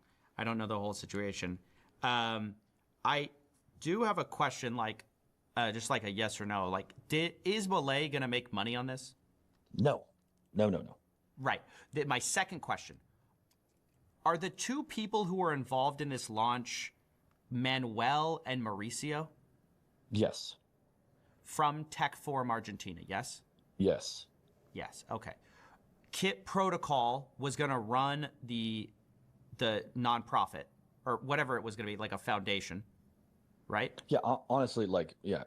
They didn't have much to do with it. And then you were going to launch the coin, but you weren't going to do the like distribution of the money. So yeah. I can talk a little more about that. So like the plan, like this was supposed to be an experiment, right? Like Malay has a deep desire to put everything on chain, like to make everything public, to make like all the financial transactions of the country, like he wants to tokenize, right? So I've been in talks with tons of different people and tons of different foundations about structuring what that would look like over the next couple of years. Oh my God. And so like the idea was like, okay, well, let's experiment with this and see how it goes. Because again, it's not like he has supported it, but it wasn't like it was his official meme coin. Let's also like make that crystal clear. And yeah, so anyways, that's a side note, but right. So look, a big part of this is like, you know, people are trying to figure out what's going on. This money gets taken out of the account. And then there's this accusation that insiders had knowledge of the contract before it was out. All these, you know, KOLs, these basically people in the know in the industry knew about the coin prior to launch and therefore could have either one, just shared that fact with other people, which is bad because it gives people unfair advantages, but two, benefited from the knowledge themselves. I think a like very easy example is Dave Portnoy, who knew about the launch, like I think he said 2 weeks before you even before it ever came out, right? So he knew about it. Just as a quick amendment, although Dave claimed that he knew that it was probably coming out, he said he did not buy early or as an insider. I bought 10 minutes or so after Malay tweeted. I would have bought 10 milli if I could have. That's how I was sold on this. So just to be clear, although he knew of its existence, his statement is that he did not trade early. I just wanted to make sure we had that in the story. He had time to put $5 million together, which he traded on, you know, this coin. Then he loses the money, ironically, and you refund him. And so that is like the kind of insider like benefits and unfairness that I think a lot of people are going to look at. I forgot about that Dave Portnoy part. He traded $5 million worth of it. And then even when he lost, you refund him. right. So a couple things. One, that was probably a mistake, to be honest with you. At the moment, I agree. Whatever that was, I don't know when that was, whatever it was, middle of the night, whatever. I'm going back and forth with him. I'm thinking, well, Malay is going to publicly support this. This is no big deal. I don't want Dave to lose money. I'm not thinking from the perspective of like, holy shit, everybody's going to get fucked on this. That's not the perspective. So I probably need to have a conversation with him, and I'm sure there'll be different terms that we talk about. As far as like people knowing about the token, I mean, like, look, I can't say that I or anybody that knew about that, or Manu or Mauricio, haven't told a singular soul. I can tell you very few people knew. The idea of insiders to me is always bullshit, because every meme coin I've ever known or invested in or been a part of, like, the people that benefit are the people that know, like, the people that benefit the most are the people that structure the deal, similar to any other business in the world. People that Okay. are closest normally make the most money or lose the most money, one of the two. Wow. So I think that's a bit of bullshit, and that's just like crypto people that are angry that they're like, there's an unfair advantage if you're a genius on chain and you know how to game the system on Meteora, and there's 30 guys in the world that know how to do that better than anybody. So it's like, yeah, but there's wait. There's unfair games, right? There's people who know everything about stocks. You can be Warren Buffett, but there's a difference between being Warren Buffett and being a guy with insider knowledge on like Pfizer Pharmaceutical and trading on your insider knowledge. So I think the frustration is people are frustrated that not that you're good at trading, but that you knew something, know what the public didn't know, and you traded on that information, which in the public markets, it would be illegal. It would be insider trading. Yeah. Right. But on meme coins, A, it's not. And B, that's what happens on every single deal. I mean, every KOL, every single one globally, that's how their main money gets made. They know about a deal, they agree to a deal, and then they make money on the deal. Like that, like if you're calling out that, you have to call out everything else. Yeah, I mean, that would be my point. I think like literally, I do think that's unbelievably shitty. I do think that's unbelievably bad. And that's Hayden Davis. Except for the insiders, which is what I always say about meme coins, is it disproportionately benefits insiders. So I think too, like my honest opinion is like, I don't actually disagree, but I think like the vast majority of people betting on meme coins, right, especially at the beginning, and I think there's a separate conversation. Retail traders, like, that is the game for everyone, and people that get mad are the people that aren't insiders. That is what happens. That's all the bitching on. So what's really fascinating to me, especially as someone who comes from the financial services industry, like I was a broker back in the 80s and 90s, a stockbroker. I worked at a brokerage firm. I worked both for the corporate side of that brokerage firm as well as in the branches. I ran a branch. I ran the Boston office for a few years and other things.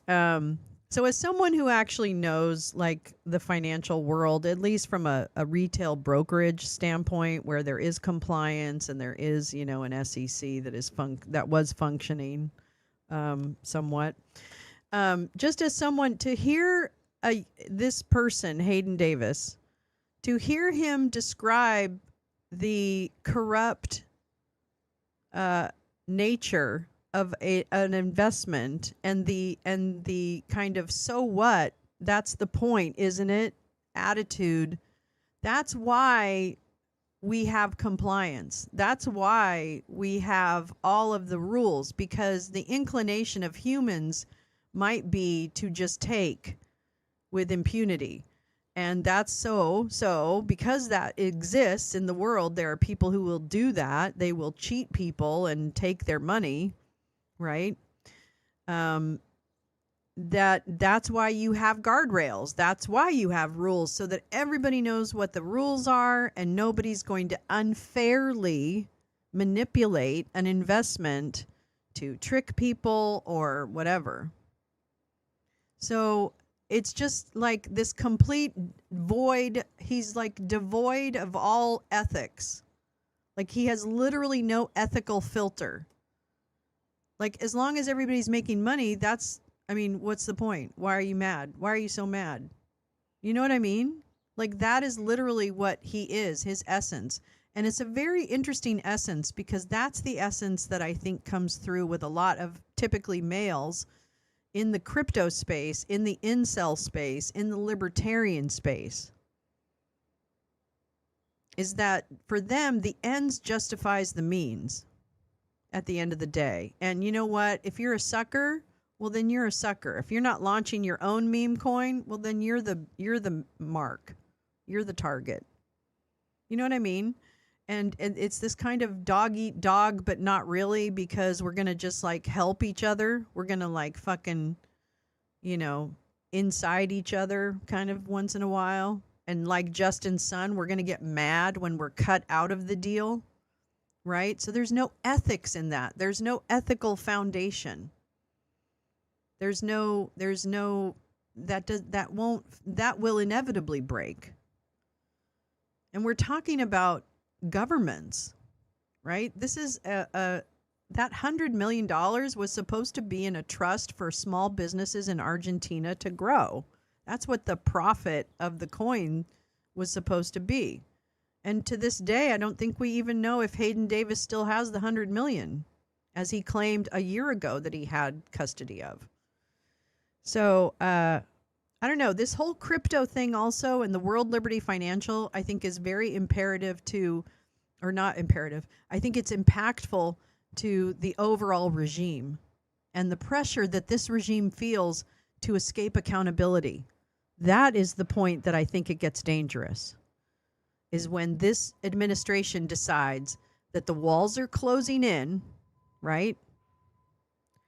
And that, in my mind, would lead or could lead to more desperation. Not that he's already not doing things that are incredibly damaging and frankly criminal, but I guess we have no one that can hold us to account at this point, because we don't recognize the ICC or the UN. I don't know. Yeah, Justin is like, hey, I was supposed to be the fucker, not the fucky. That's exactly it, Jay. That's exactly it. So I thank you for indulging me on this interview, but I think I just think this kind of stuff is good to know about, because I think it is actually important to the moment. And that this is all of this crypto and the corruption and the wealth building that the Trumps are doing in a variety of ways, the drone company, everything is important, because it's a vulnerability. And it's also a vulnerability for us as a nation, because we don't have any guardrails. We don't have nearly enough guardrails on this. I mean, I don't know, Jay. I don't know how that works, really. I don't understand all that. I do need to educate myself more on this entire world.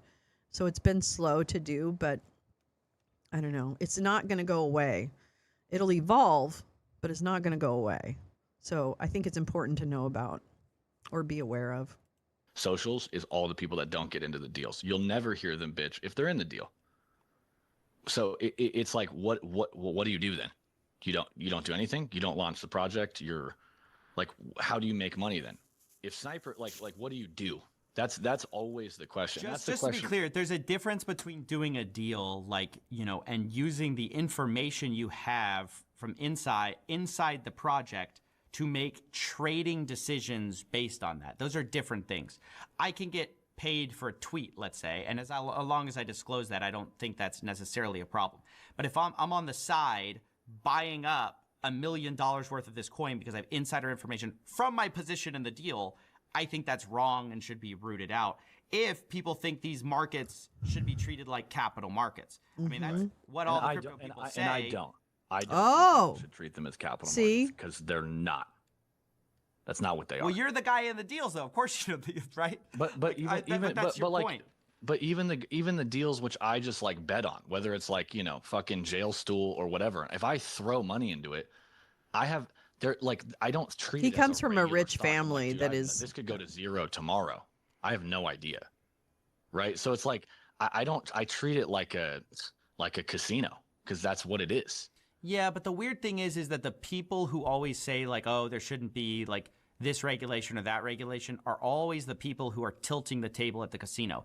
Like I hear Dave Portnoy talk about like, oh, you babies in the trenches, wah, cried, oh, Dave sold this coin. Okay, first of all, most babies in the trenches aren't getting refunded $5 million. Secondly, Dave's like, oh, you're mad at me because I dumped on you before you dumped on me, stuff like that. You're just mad you didn't dump him on fucking me. It's like, well, Dave, you're part of what controls what people do because people are trading based on you. So it's like, of course, people inside the casino who control the most levers are like, yeah, we don't think there should be any rules as to like what we say or what we do as long as we just disclose like, hey, I'm going to do this to you, you know, not financial advice, whatever. Let me just say, like, don't, like, people like Dave, for example. Like, Dave A is a good guy, number one. Number two, Dave doesn't know that much. Dave is not a good guy. Dave Portnoy is not a good guy. He doesn't. He has no idea. Like, he's trust me on this. Kind of like figuring it out. He just figured out a couple weeks ago, like, shit, if I... Okay, I need him to talk about the other stuff. Hold on. Oh, the price goes up. This is so crazy and weird. How do I do? Like, what do I do with this? Crazy and weird. Look. Hold on. I don't want to focus on him because in some ways I appreciate his transparency and it shows a lot of the things that are going on behind the scenes that we don't see. But what I'm just making the larger point, which is that everybody who's like, yeah, we should deregulate this, whatever. It's like, and this shouldn't be treated like everything else. They are also, a lot of the times, you'll find the same people who are rigging the game or have some hand in the game that is an unfair advantage. Yeah. It's just like what you said. The people who complain are the people without the unfair advantage. The people who don't complain are the people with the unfair advantage. Exactly. Like, so how do we fix that? Is a true statement. I want to move on, though, from that because, look, like a lot of this has turned into some of the wallets which are being linked back to you are like linked to wallets which sniped the coins that you launched, right?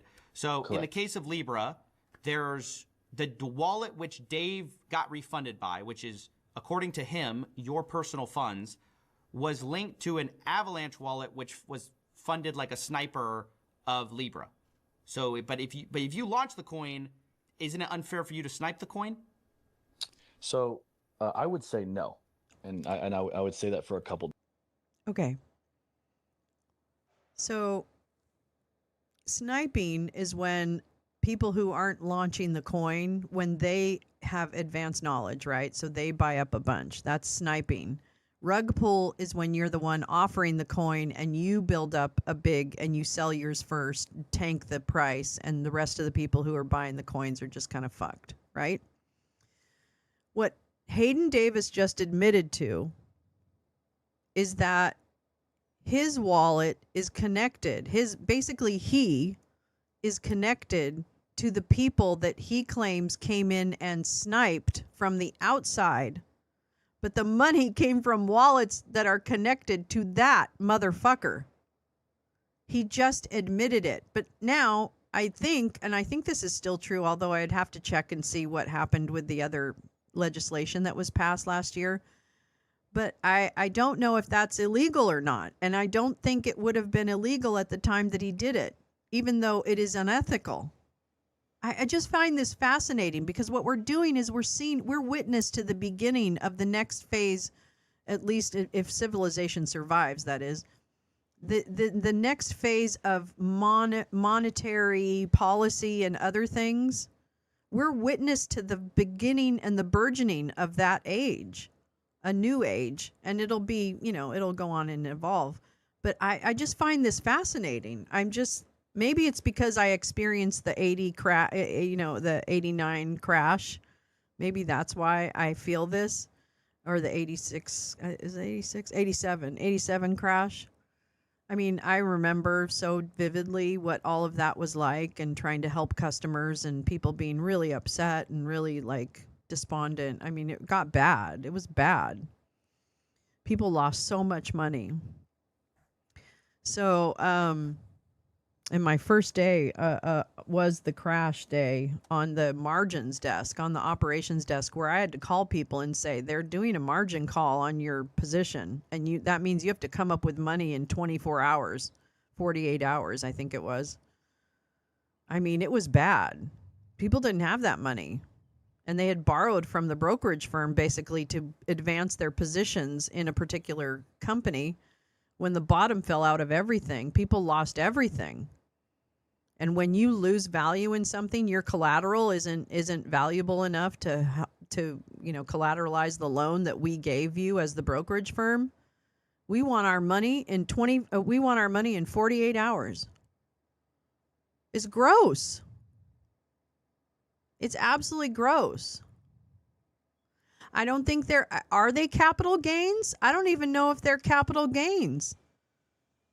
I have no idea what the tax treatment right now. There's so much I have to learn. So much I have to learn. Crazy. Crazy. The rug pull is cash out for whale investors and they would have capital gains. I guess, but do they? I don't even know if they do. Anyway, again, thanks for your indulgence. Different reasons. Number one, a lot of the times when, and again, this is like, I mean, again, so I love his face. Conversation, which is what I told you in text.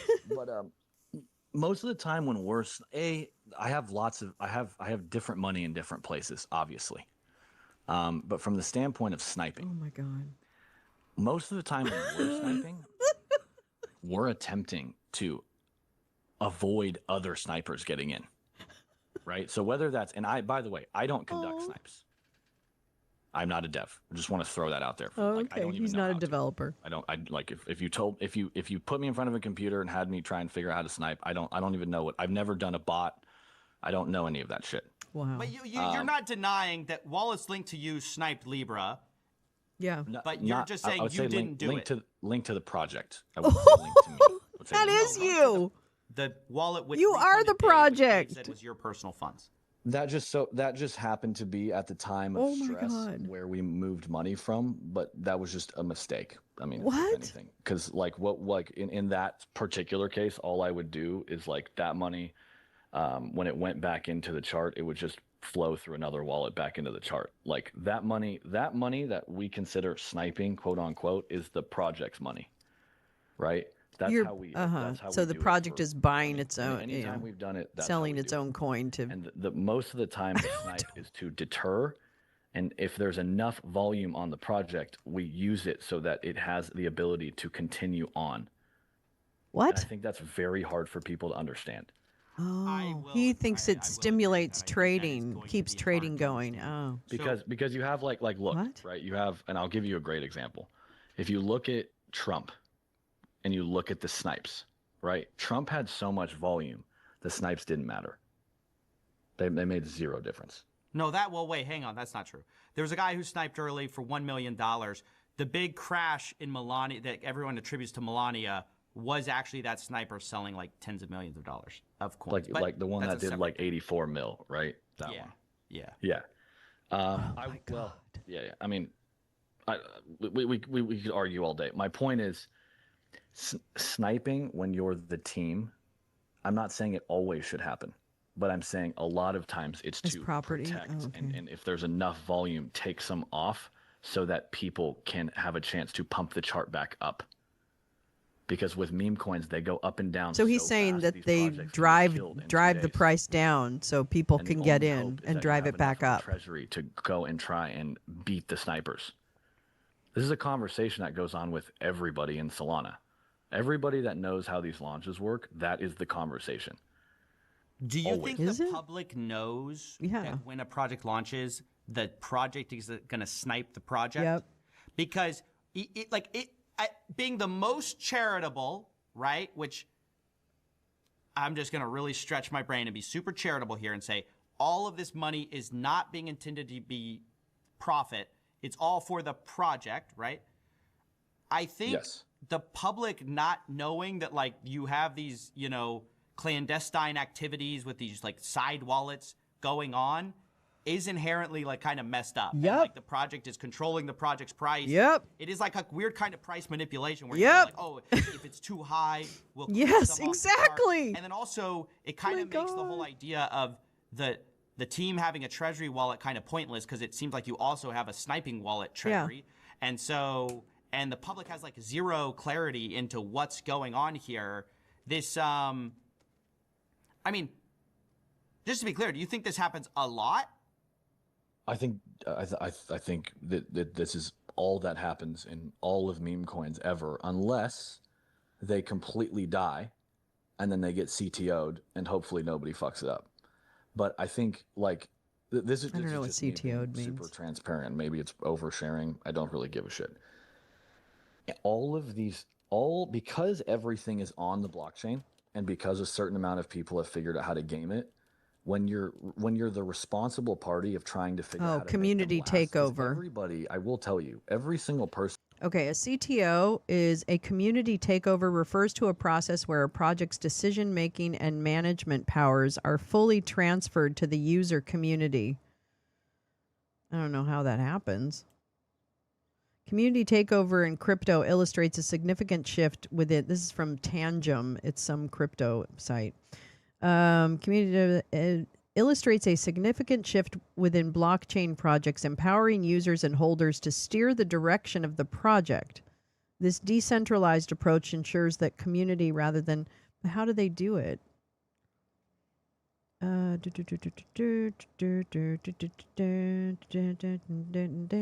the process. Diving into the CTO involves analyzing how control is shifted effectively. Initially, it necessitates preparing the technical framework to support decentralized decision-making. Projects usually deploy smart contracts that facilitate voting mechanisms, enabling seamless community participation without compromising security or efficiency. So that's what a community takeover is, but it seems like an intentional act. I just wanted to clear that up. Unless they're just We're learning nefarious fuck. something. They're trying to figure out how to make these last. Like my whole goal of coming into this so was corrupt. if you want the Dave story, just quick side note. There was a whole deal where the Malay team wanted Dave to be involved so that they could do some cross promotion and maybe even eventually do like an interview like he did with Trump.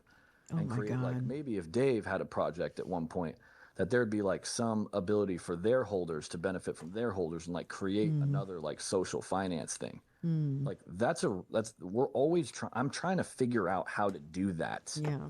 And what always fucks that up is just massive sniping. That's the main trigger point of what fucks it up. What? And what? There's no solution because those guys just walk off with 80, 100, 200 million. And they're just scot-free. What? And then everybody else gets fucked and the project gets blamed. Well, I thought it was the project's money. I think that sniping is the #1 most ethical thing of all time? I don't get this. But do I think that anybody's figured out a better way to help deter, especially the beginning launch when only the snipers can see the launch? Only the snipers can see the CA. Only. And they've gamed it. And they've gamed it on Radium, and they've gamed it on Meteora, and they're pretty sure they've gamed it on Orca as well. So let me say, so I think this whole thing of like you snipe your own projects is insane. But I will agree that sniping is a massive problem for all these meme coins. And I think insider knowledge contract is also address. a huge problem. I think both can be true at the same time. And part of the sniping happens from insider leaks. Like, in the case of the, I disagree. Okay, well, you can disagree, but like there are alpha groups where they're looking on chain for stuff, but they're also looking for early contract leaks, and they will pay money to get those early contract addresses so they can snipe the coin. Right, but then what's like? Okay, sure. What's the solution? You don't launch the project, or do you try and protect it? Like, here's what I would ask you. What would you do? Philosophically, I think meme coins are rent-seeking zero-sum games that extract value from the majority of people who engage in them and disproportionately benefit insiders by. Yeah, I did. Yeah, we did. We went through some of this last year. For someone to make $1, you have to lose $1, right? So I think the whole thing is misguided from the outset. Yep. But obviously, I focus my efforts on where there is an unfair element of either fraud or insider trading or something that colloquially people agree is wrong. Because if people want to engage in meme coins, that's fine. But they should know if they're going to engage in meme coins, I think what's going to happen. The market should be fair. Yeah. Like I think meme coins are stupid, but even if you want to engage in stupid things, it should be fair. This is what happened with casinos, right? Right. Casinos, there's a bunch of fraud in addition to the unfair gambling element. Exactly. And so then they got super regulated. There's a reason. Yes, thank you. That's what I was trying to say earlier. He's describing. I think the same thing He's describing all of the reasons why regulations have been unfortunately important is because there are people that can't be trusted. Okay? We're witnessing that right now. And he's going to talk about the Melania coin, which is what he launched, and make some pretty stark revelations. And so, yes, we did play this last year, or parts of it. And I just think it's important because I think this stuff is going to become just at least another piece that has to have some attention on it. You know what I mean? It's certainly not the most critical. It's not life and death with some people. And so for that, I really think, of course, those are the urgent images and messages that we need to share, and people's rights. So, but this seems to at least, again, be both a vulnerability for the regime and a vulnerability for us as a country or as a people, as an existence. Is it an existential threat? I don't know about that. But I just think corruption, it's just a huge opportunity for corruption that is happening in real time and actually involves members of the regime. And that should have people's attention. Because that should be adjudicated, that should be investigated. Because we're supposed to be fair. That's part of what we're supposed to, I guess. I don't know. Maybe that doesn't come from God. That's probably it.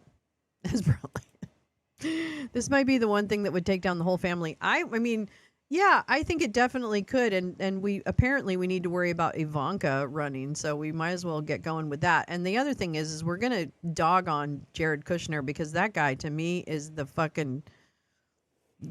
heart of the matter. Yeah, and certainly it's buyer beware, but they should know what is going to happen at minimum. And frankly, this insider trading thing is something that has been regulated for eons in the retail brokerage. So I don't see why the same mechanisms can't do that. Now, here's what I get. I get that the whole point of the blockchain is impunity and, anonymity and all of those things. So I never have squared in my head how these guys are going to operate in any way other than clandestine, because that's what they want. They don't want to be told what to do, right? And so that, to me, is the issue, is they don't think these things are bad because the ends justify the means. Same thing with Iran. People want to blow up Iran because they think somehow that's going to eradicate something. But they can't quite point to what that something is. They can say random, they were sponsoring terrorism. Well, are we not the terrorists? So again, I think we have to go higher. We have to have a higher level conversation about what these things mean. If we really are serious about the more perfect union, we're going to have serious conversations about, what guardrails are and where they can be applied and where they shouldn't be applied. So I think, anyway, I'm not going to go on. I'm sorry. But I just think this stuff is crucial. Can and should eventually happen with this stuff, although there's obviously a big push to deregulate everything on the other side. Look, I mean, obviously... Remember when they tried to stop states? This is a bit of a sensitive topic, but I have to ask because, this is part of what my story is about. A lot of people have linked you to the Melania launch. And that is a big question on everyone's mind, mine especially, which is, were you part of the Melania launch, and was that sniped as well?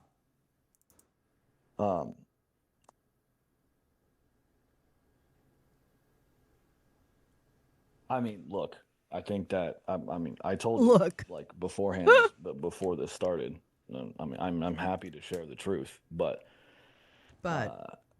you're asking a question that's, it's just, I'll answer, but it's factually going to put me into a lot of danger, which is fine. I'll answer. I was part of it. I think the team did want to snipe it because of how big the snipe was on Trump's. And we weren't we definitely weren't the big sniper. We were not that was what we were trying to avoid. And we didn't make any, there was no money made from the Melania team on any, we didn't take any liquidity out. Zero. Okay. Wow. That's like shocking news. But I want to zoom in on that point. You said like, well, we didn't take any liquidity out. One of the wallets we traced to the Portnoy thing, thing, your wallet, or not, I don't know if it's your wallet, whoever's wallet that was, sent money to a wallet which had got sent $1.5 million of Melania token from something called Melania-liquidity2.sol. And then that wallet seemed to sell Melania tokens that it received for free. So you said y'all didn't sell any liquidity, but didn't swap liquidity. Didn't swap liquidity. Didn't swap into single-sided. What's that mean? I didn't say there was no money sold. There's a difference between swapping the liquidity and selling liquidations. Those are two different things. Okay, so y'all swapped. You didn't sell, or the other way around. No, other way around. Other way around. Sold. You didn't swap. Yeah. Interesting. Okay. So are those the two main launches you were involved in? Have you? I've heard a few other launches like Hood. Was that also you? No. Okay. Okay. What? Look, dude. I mean, this is messed up. But let's try to get to this $100 million. Thank you for being transparent about. Is that what? Feeling about That's these fun. things. That's a fun game. Like you have. I always feel I'm really good at it. Been honest I'm not about though. This. I mean, look, you're sitting on $100 million. Here's the thing. Before I talk about 100 million, I'm just gonna say one thing. Like, with all of this stuff, right? Like all these things.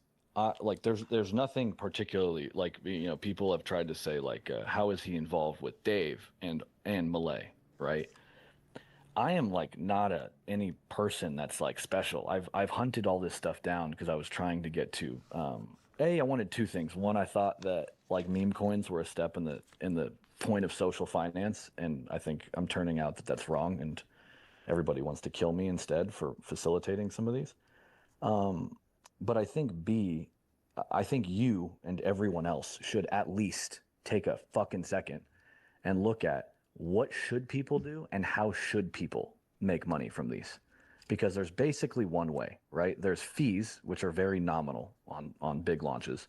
And then there's also, of course, the platforms that make fuckloads of money. No matter if there's a rug pull or a project goes well or not, Right. which I completely disagree with. Yeah, I they completely sell shovels. and I completely disagree with it. Like pump funds, fucking full of shit. Meteora, Jupiter, Bullex, Photon, all these guys, it doesn't matter. They're just making money on trading fees, and if people lose their shorts, they're still cooking, which I think is fucking bullshit. And I've told many of the owners of those of all those platforms that it's fucking bullshit. And there should be some element of like, if it's a true rug or people are screwing you, or screwing people, like screwing people, there should be some sort of like refund policy.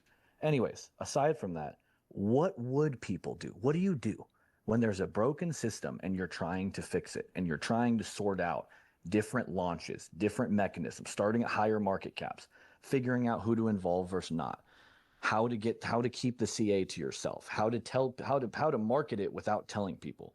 What the fuck should you do? I would love just at least, right, if this is going to be recorded and go live and whatever, that to be a thought. Because nobody, the best people in crypto, don't have an answer. Nobody has an answer for it. And I'm constantly trying to figure out, okay, should we, like, what should we do? What should we do? Let's just do the bad thing. It's easiest. I mean, fundamentally, hold on. Fundamentally, I think people in crypto don't have a good answer because the real answer nobody wants to hear. Exactly. That you're sort of like, what's the fair way to make a bunch of money selling like tulip bulbs or something like that? Big Like, tulips. you can structure it a lot of different ways, but That's a good one. anything that is by definition value extracting from the world at large is probably not a great thing. So I think people in crypto don't want to hear that. But then every crypto project, whether they're VC funded or it's a meme coin, is value extracted. Okay, wait, hang on. I think there's a difference between something that is has it's a word that gets overused, but utility, something that does something, Like a transactional, yeah. and then things that literally have Are no designed. intrinsic value at Yep, all. are Right? designed It's still value purely. extraction. It doesn't matter if it has utility. No, but it not doesn't. necessarily. I mean, Not the same. necessarily. Like take for example. think that's true. The company Coca-Cola, right? Coca-Cola, you could say, well, they're making a lot of money for their shareholders, right?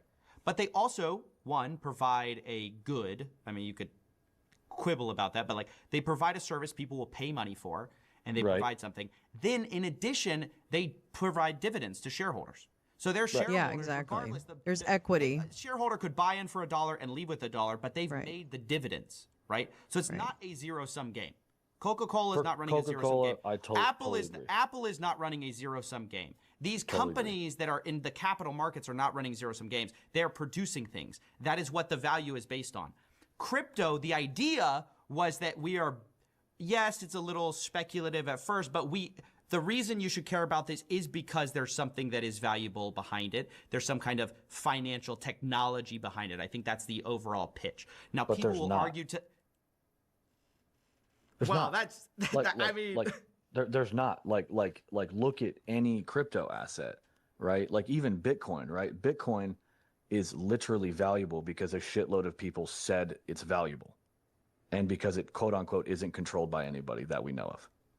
Like even at the top, all of it is extractive to some degree or a zero-sum game. None of it has value. So it's like whether it's a fucking meme coin or it's a giant utility project, it all is dog shit. Oh boy. The whole point of being here is the attempt for it not to be one day, No. which is going to require. I don't think huge that's why amounts of you're progress there. for it to get there. My bet. yeah, but the progress is my not bet- going to come in the meme coins. Yeah, go ahead. Just to finish, right? I'm not saying I'm right, by the way. I'm just saying this is my thought. I'm not at all saying I'm right. But my thought was, if some of these meme coins, because that's what all anybody gives a shit about right now, at least for the past 3-4 months or 2-3 months, whatever, maybe since Trump launched, is that some of these could at least maybe, again, eventually create utility, or the Daves or the, Kanye is a horrible example, but some of these big guys, and they start collaborating, cross-promoting, burning tokens, adding utility, and maybe there's actually potential of like social finance for those type of things. What? But in order What to get the there, there's hell? going to be a fuckload of What in the hell is social finance? That's ridiculous. Yeah, it's Pokemon cards. All right. Well, they continue on, but you heard the parts that I really wanted you to hear, which were this idiot, Hayden, and his weird ass family. And our friend. Thank you for letting us watch your stuff.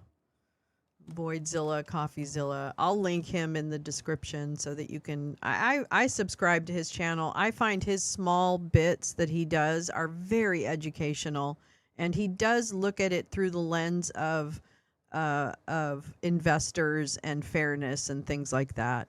And he tries to break down what the systems are. I've actually learned a ton from him, so I really enjoy it. Yeah, at least with Beanie Babies, you had a Beanie Baby, right? Getting rich slowly. Buy the lowest cost producer in a cyclical industry at the bottom of the cycle and hold on. Yep, Jim, that's right. Buy and hold. There you go, babes. But yeah, so I just find this, again, I think this is a moment in history for capitalism, for corruption, for ethics, for regulation. It's going to bring in all these questions that are kind of big questions, and it's going to start I think it's going to become a little more pervasive, I would imagine, over the next few years. Kind of like, remember when PayPal came up on board and that took a while to take off, and then people were using PayPal for a lot of different things, blah, blah, blah. So, and eBay, same thing. So I think this is a really, I don't know, I love history, right? I'm a history nut, I think, a little bit, or at least I admire it. Heather Cox Richardson is our patron saint. Saint Heather. The patron saint of the lounge are all the historians. So yeah, I'm just really, it's cronyism. It's all this thing. And this whole Trump family enrichment scheme, oh my God, it's like terribly obvious when we're able to look at certain pieces of it. It becomes very, very obvious. But in the aggregate, it's very hard to just say, oh yeah, they're all corrupt and not have it land as anything significant. But boy, when we read these individual stories, they sure hit different than, so it would be interesting. And I know I just don't watch traditional media, so that's probably, I don't know what's really being reported on. But man, it just feels like we're getting slow drips of this and not necessarily kind of an overview rather of, of what's happening. I know some other people are doing really good stuff. So bye, Jay. Bye, Jay. Oh, I love you. Thank you for that, my dear. That's so sweet. Well, I'm going to head out too. And this afternoon, I may not be able to do documentary night tonight. And it's because we're going to be looking at a place to live. And it just happened to be at 6:30, which is right smack dab in the middle of the movie, and I know that I won't be able to monitor and do things. So water carves granite by slow drip. Yep, Grace Lisa, that's a good one. I love that. So thanks for taking this crypto crapto journey with me today. We had a little theme, and thanks to everyone for coming. Thanks for being so patient. Sorry about yesterday. I got hit hard by the fucking winds, and whatever it kicked it right up into my sinus cavity and bloated me out. We bought the lowest cost in the copper mining when copper was $60, 60 cents a pound, and now it's over $6 a pound. Holy shit, Jim, great. I mean, except for the mining thing, I'm not really into the mining because that's really going to start being a problem. Even here down in Southern California, they're going to do a lot of mining and extraction. So we do have to pay attention to that too. Anyway, thank you so much for coming. I really appreciate you. And I will be in touch on Discord and on socials to let you know about tonight. But I probably should just cancel it. And we'll do our movies on Saturday. So anyway, have a great day, and I will see you later.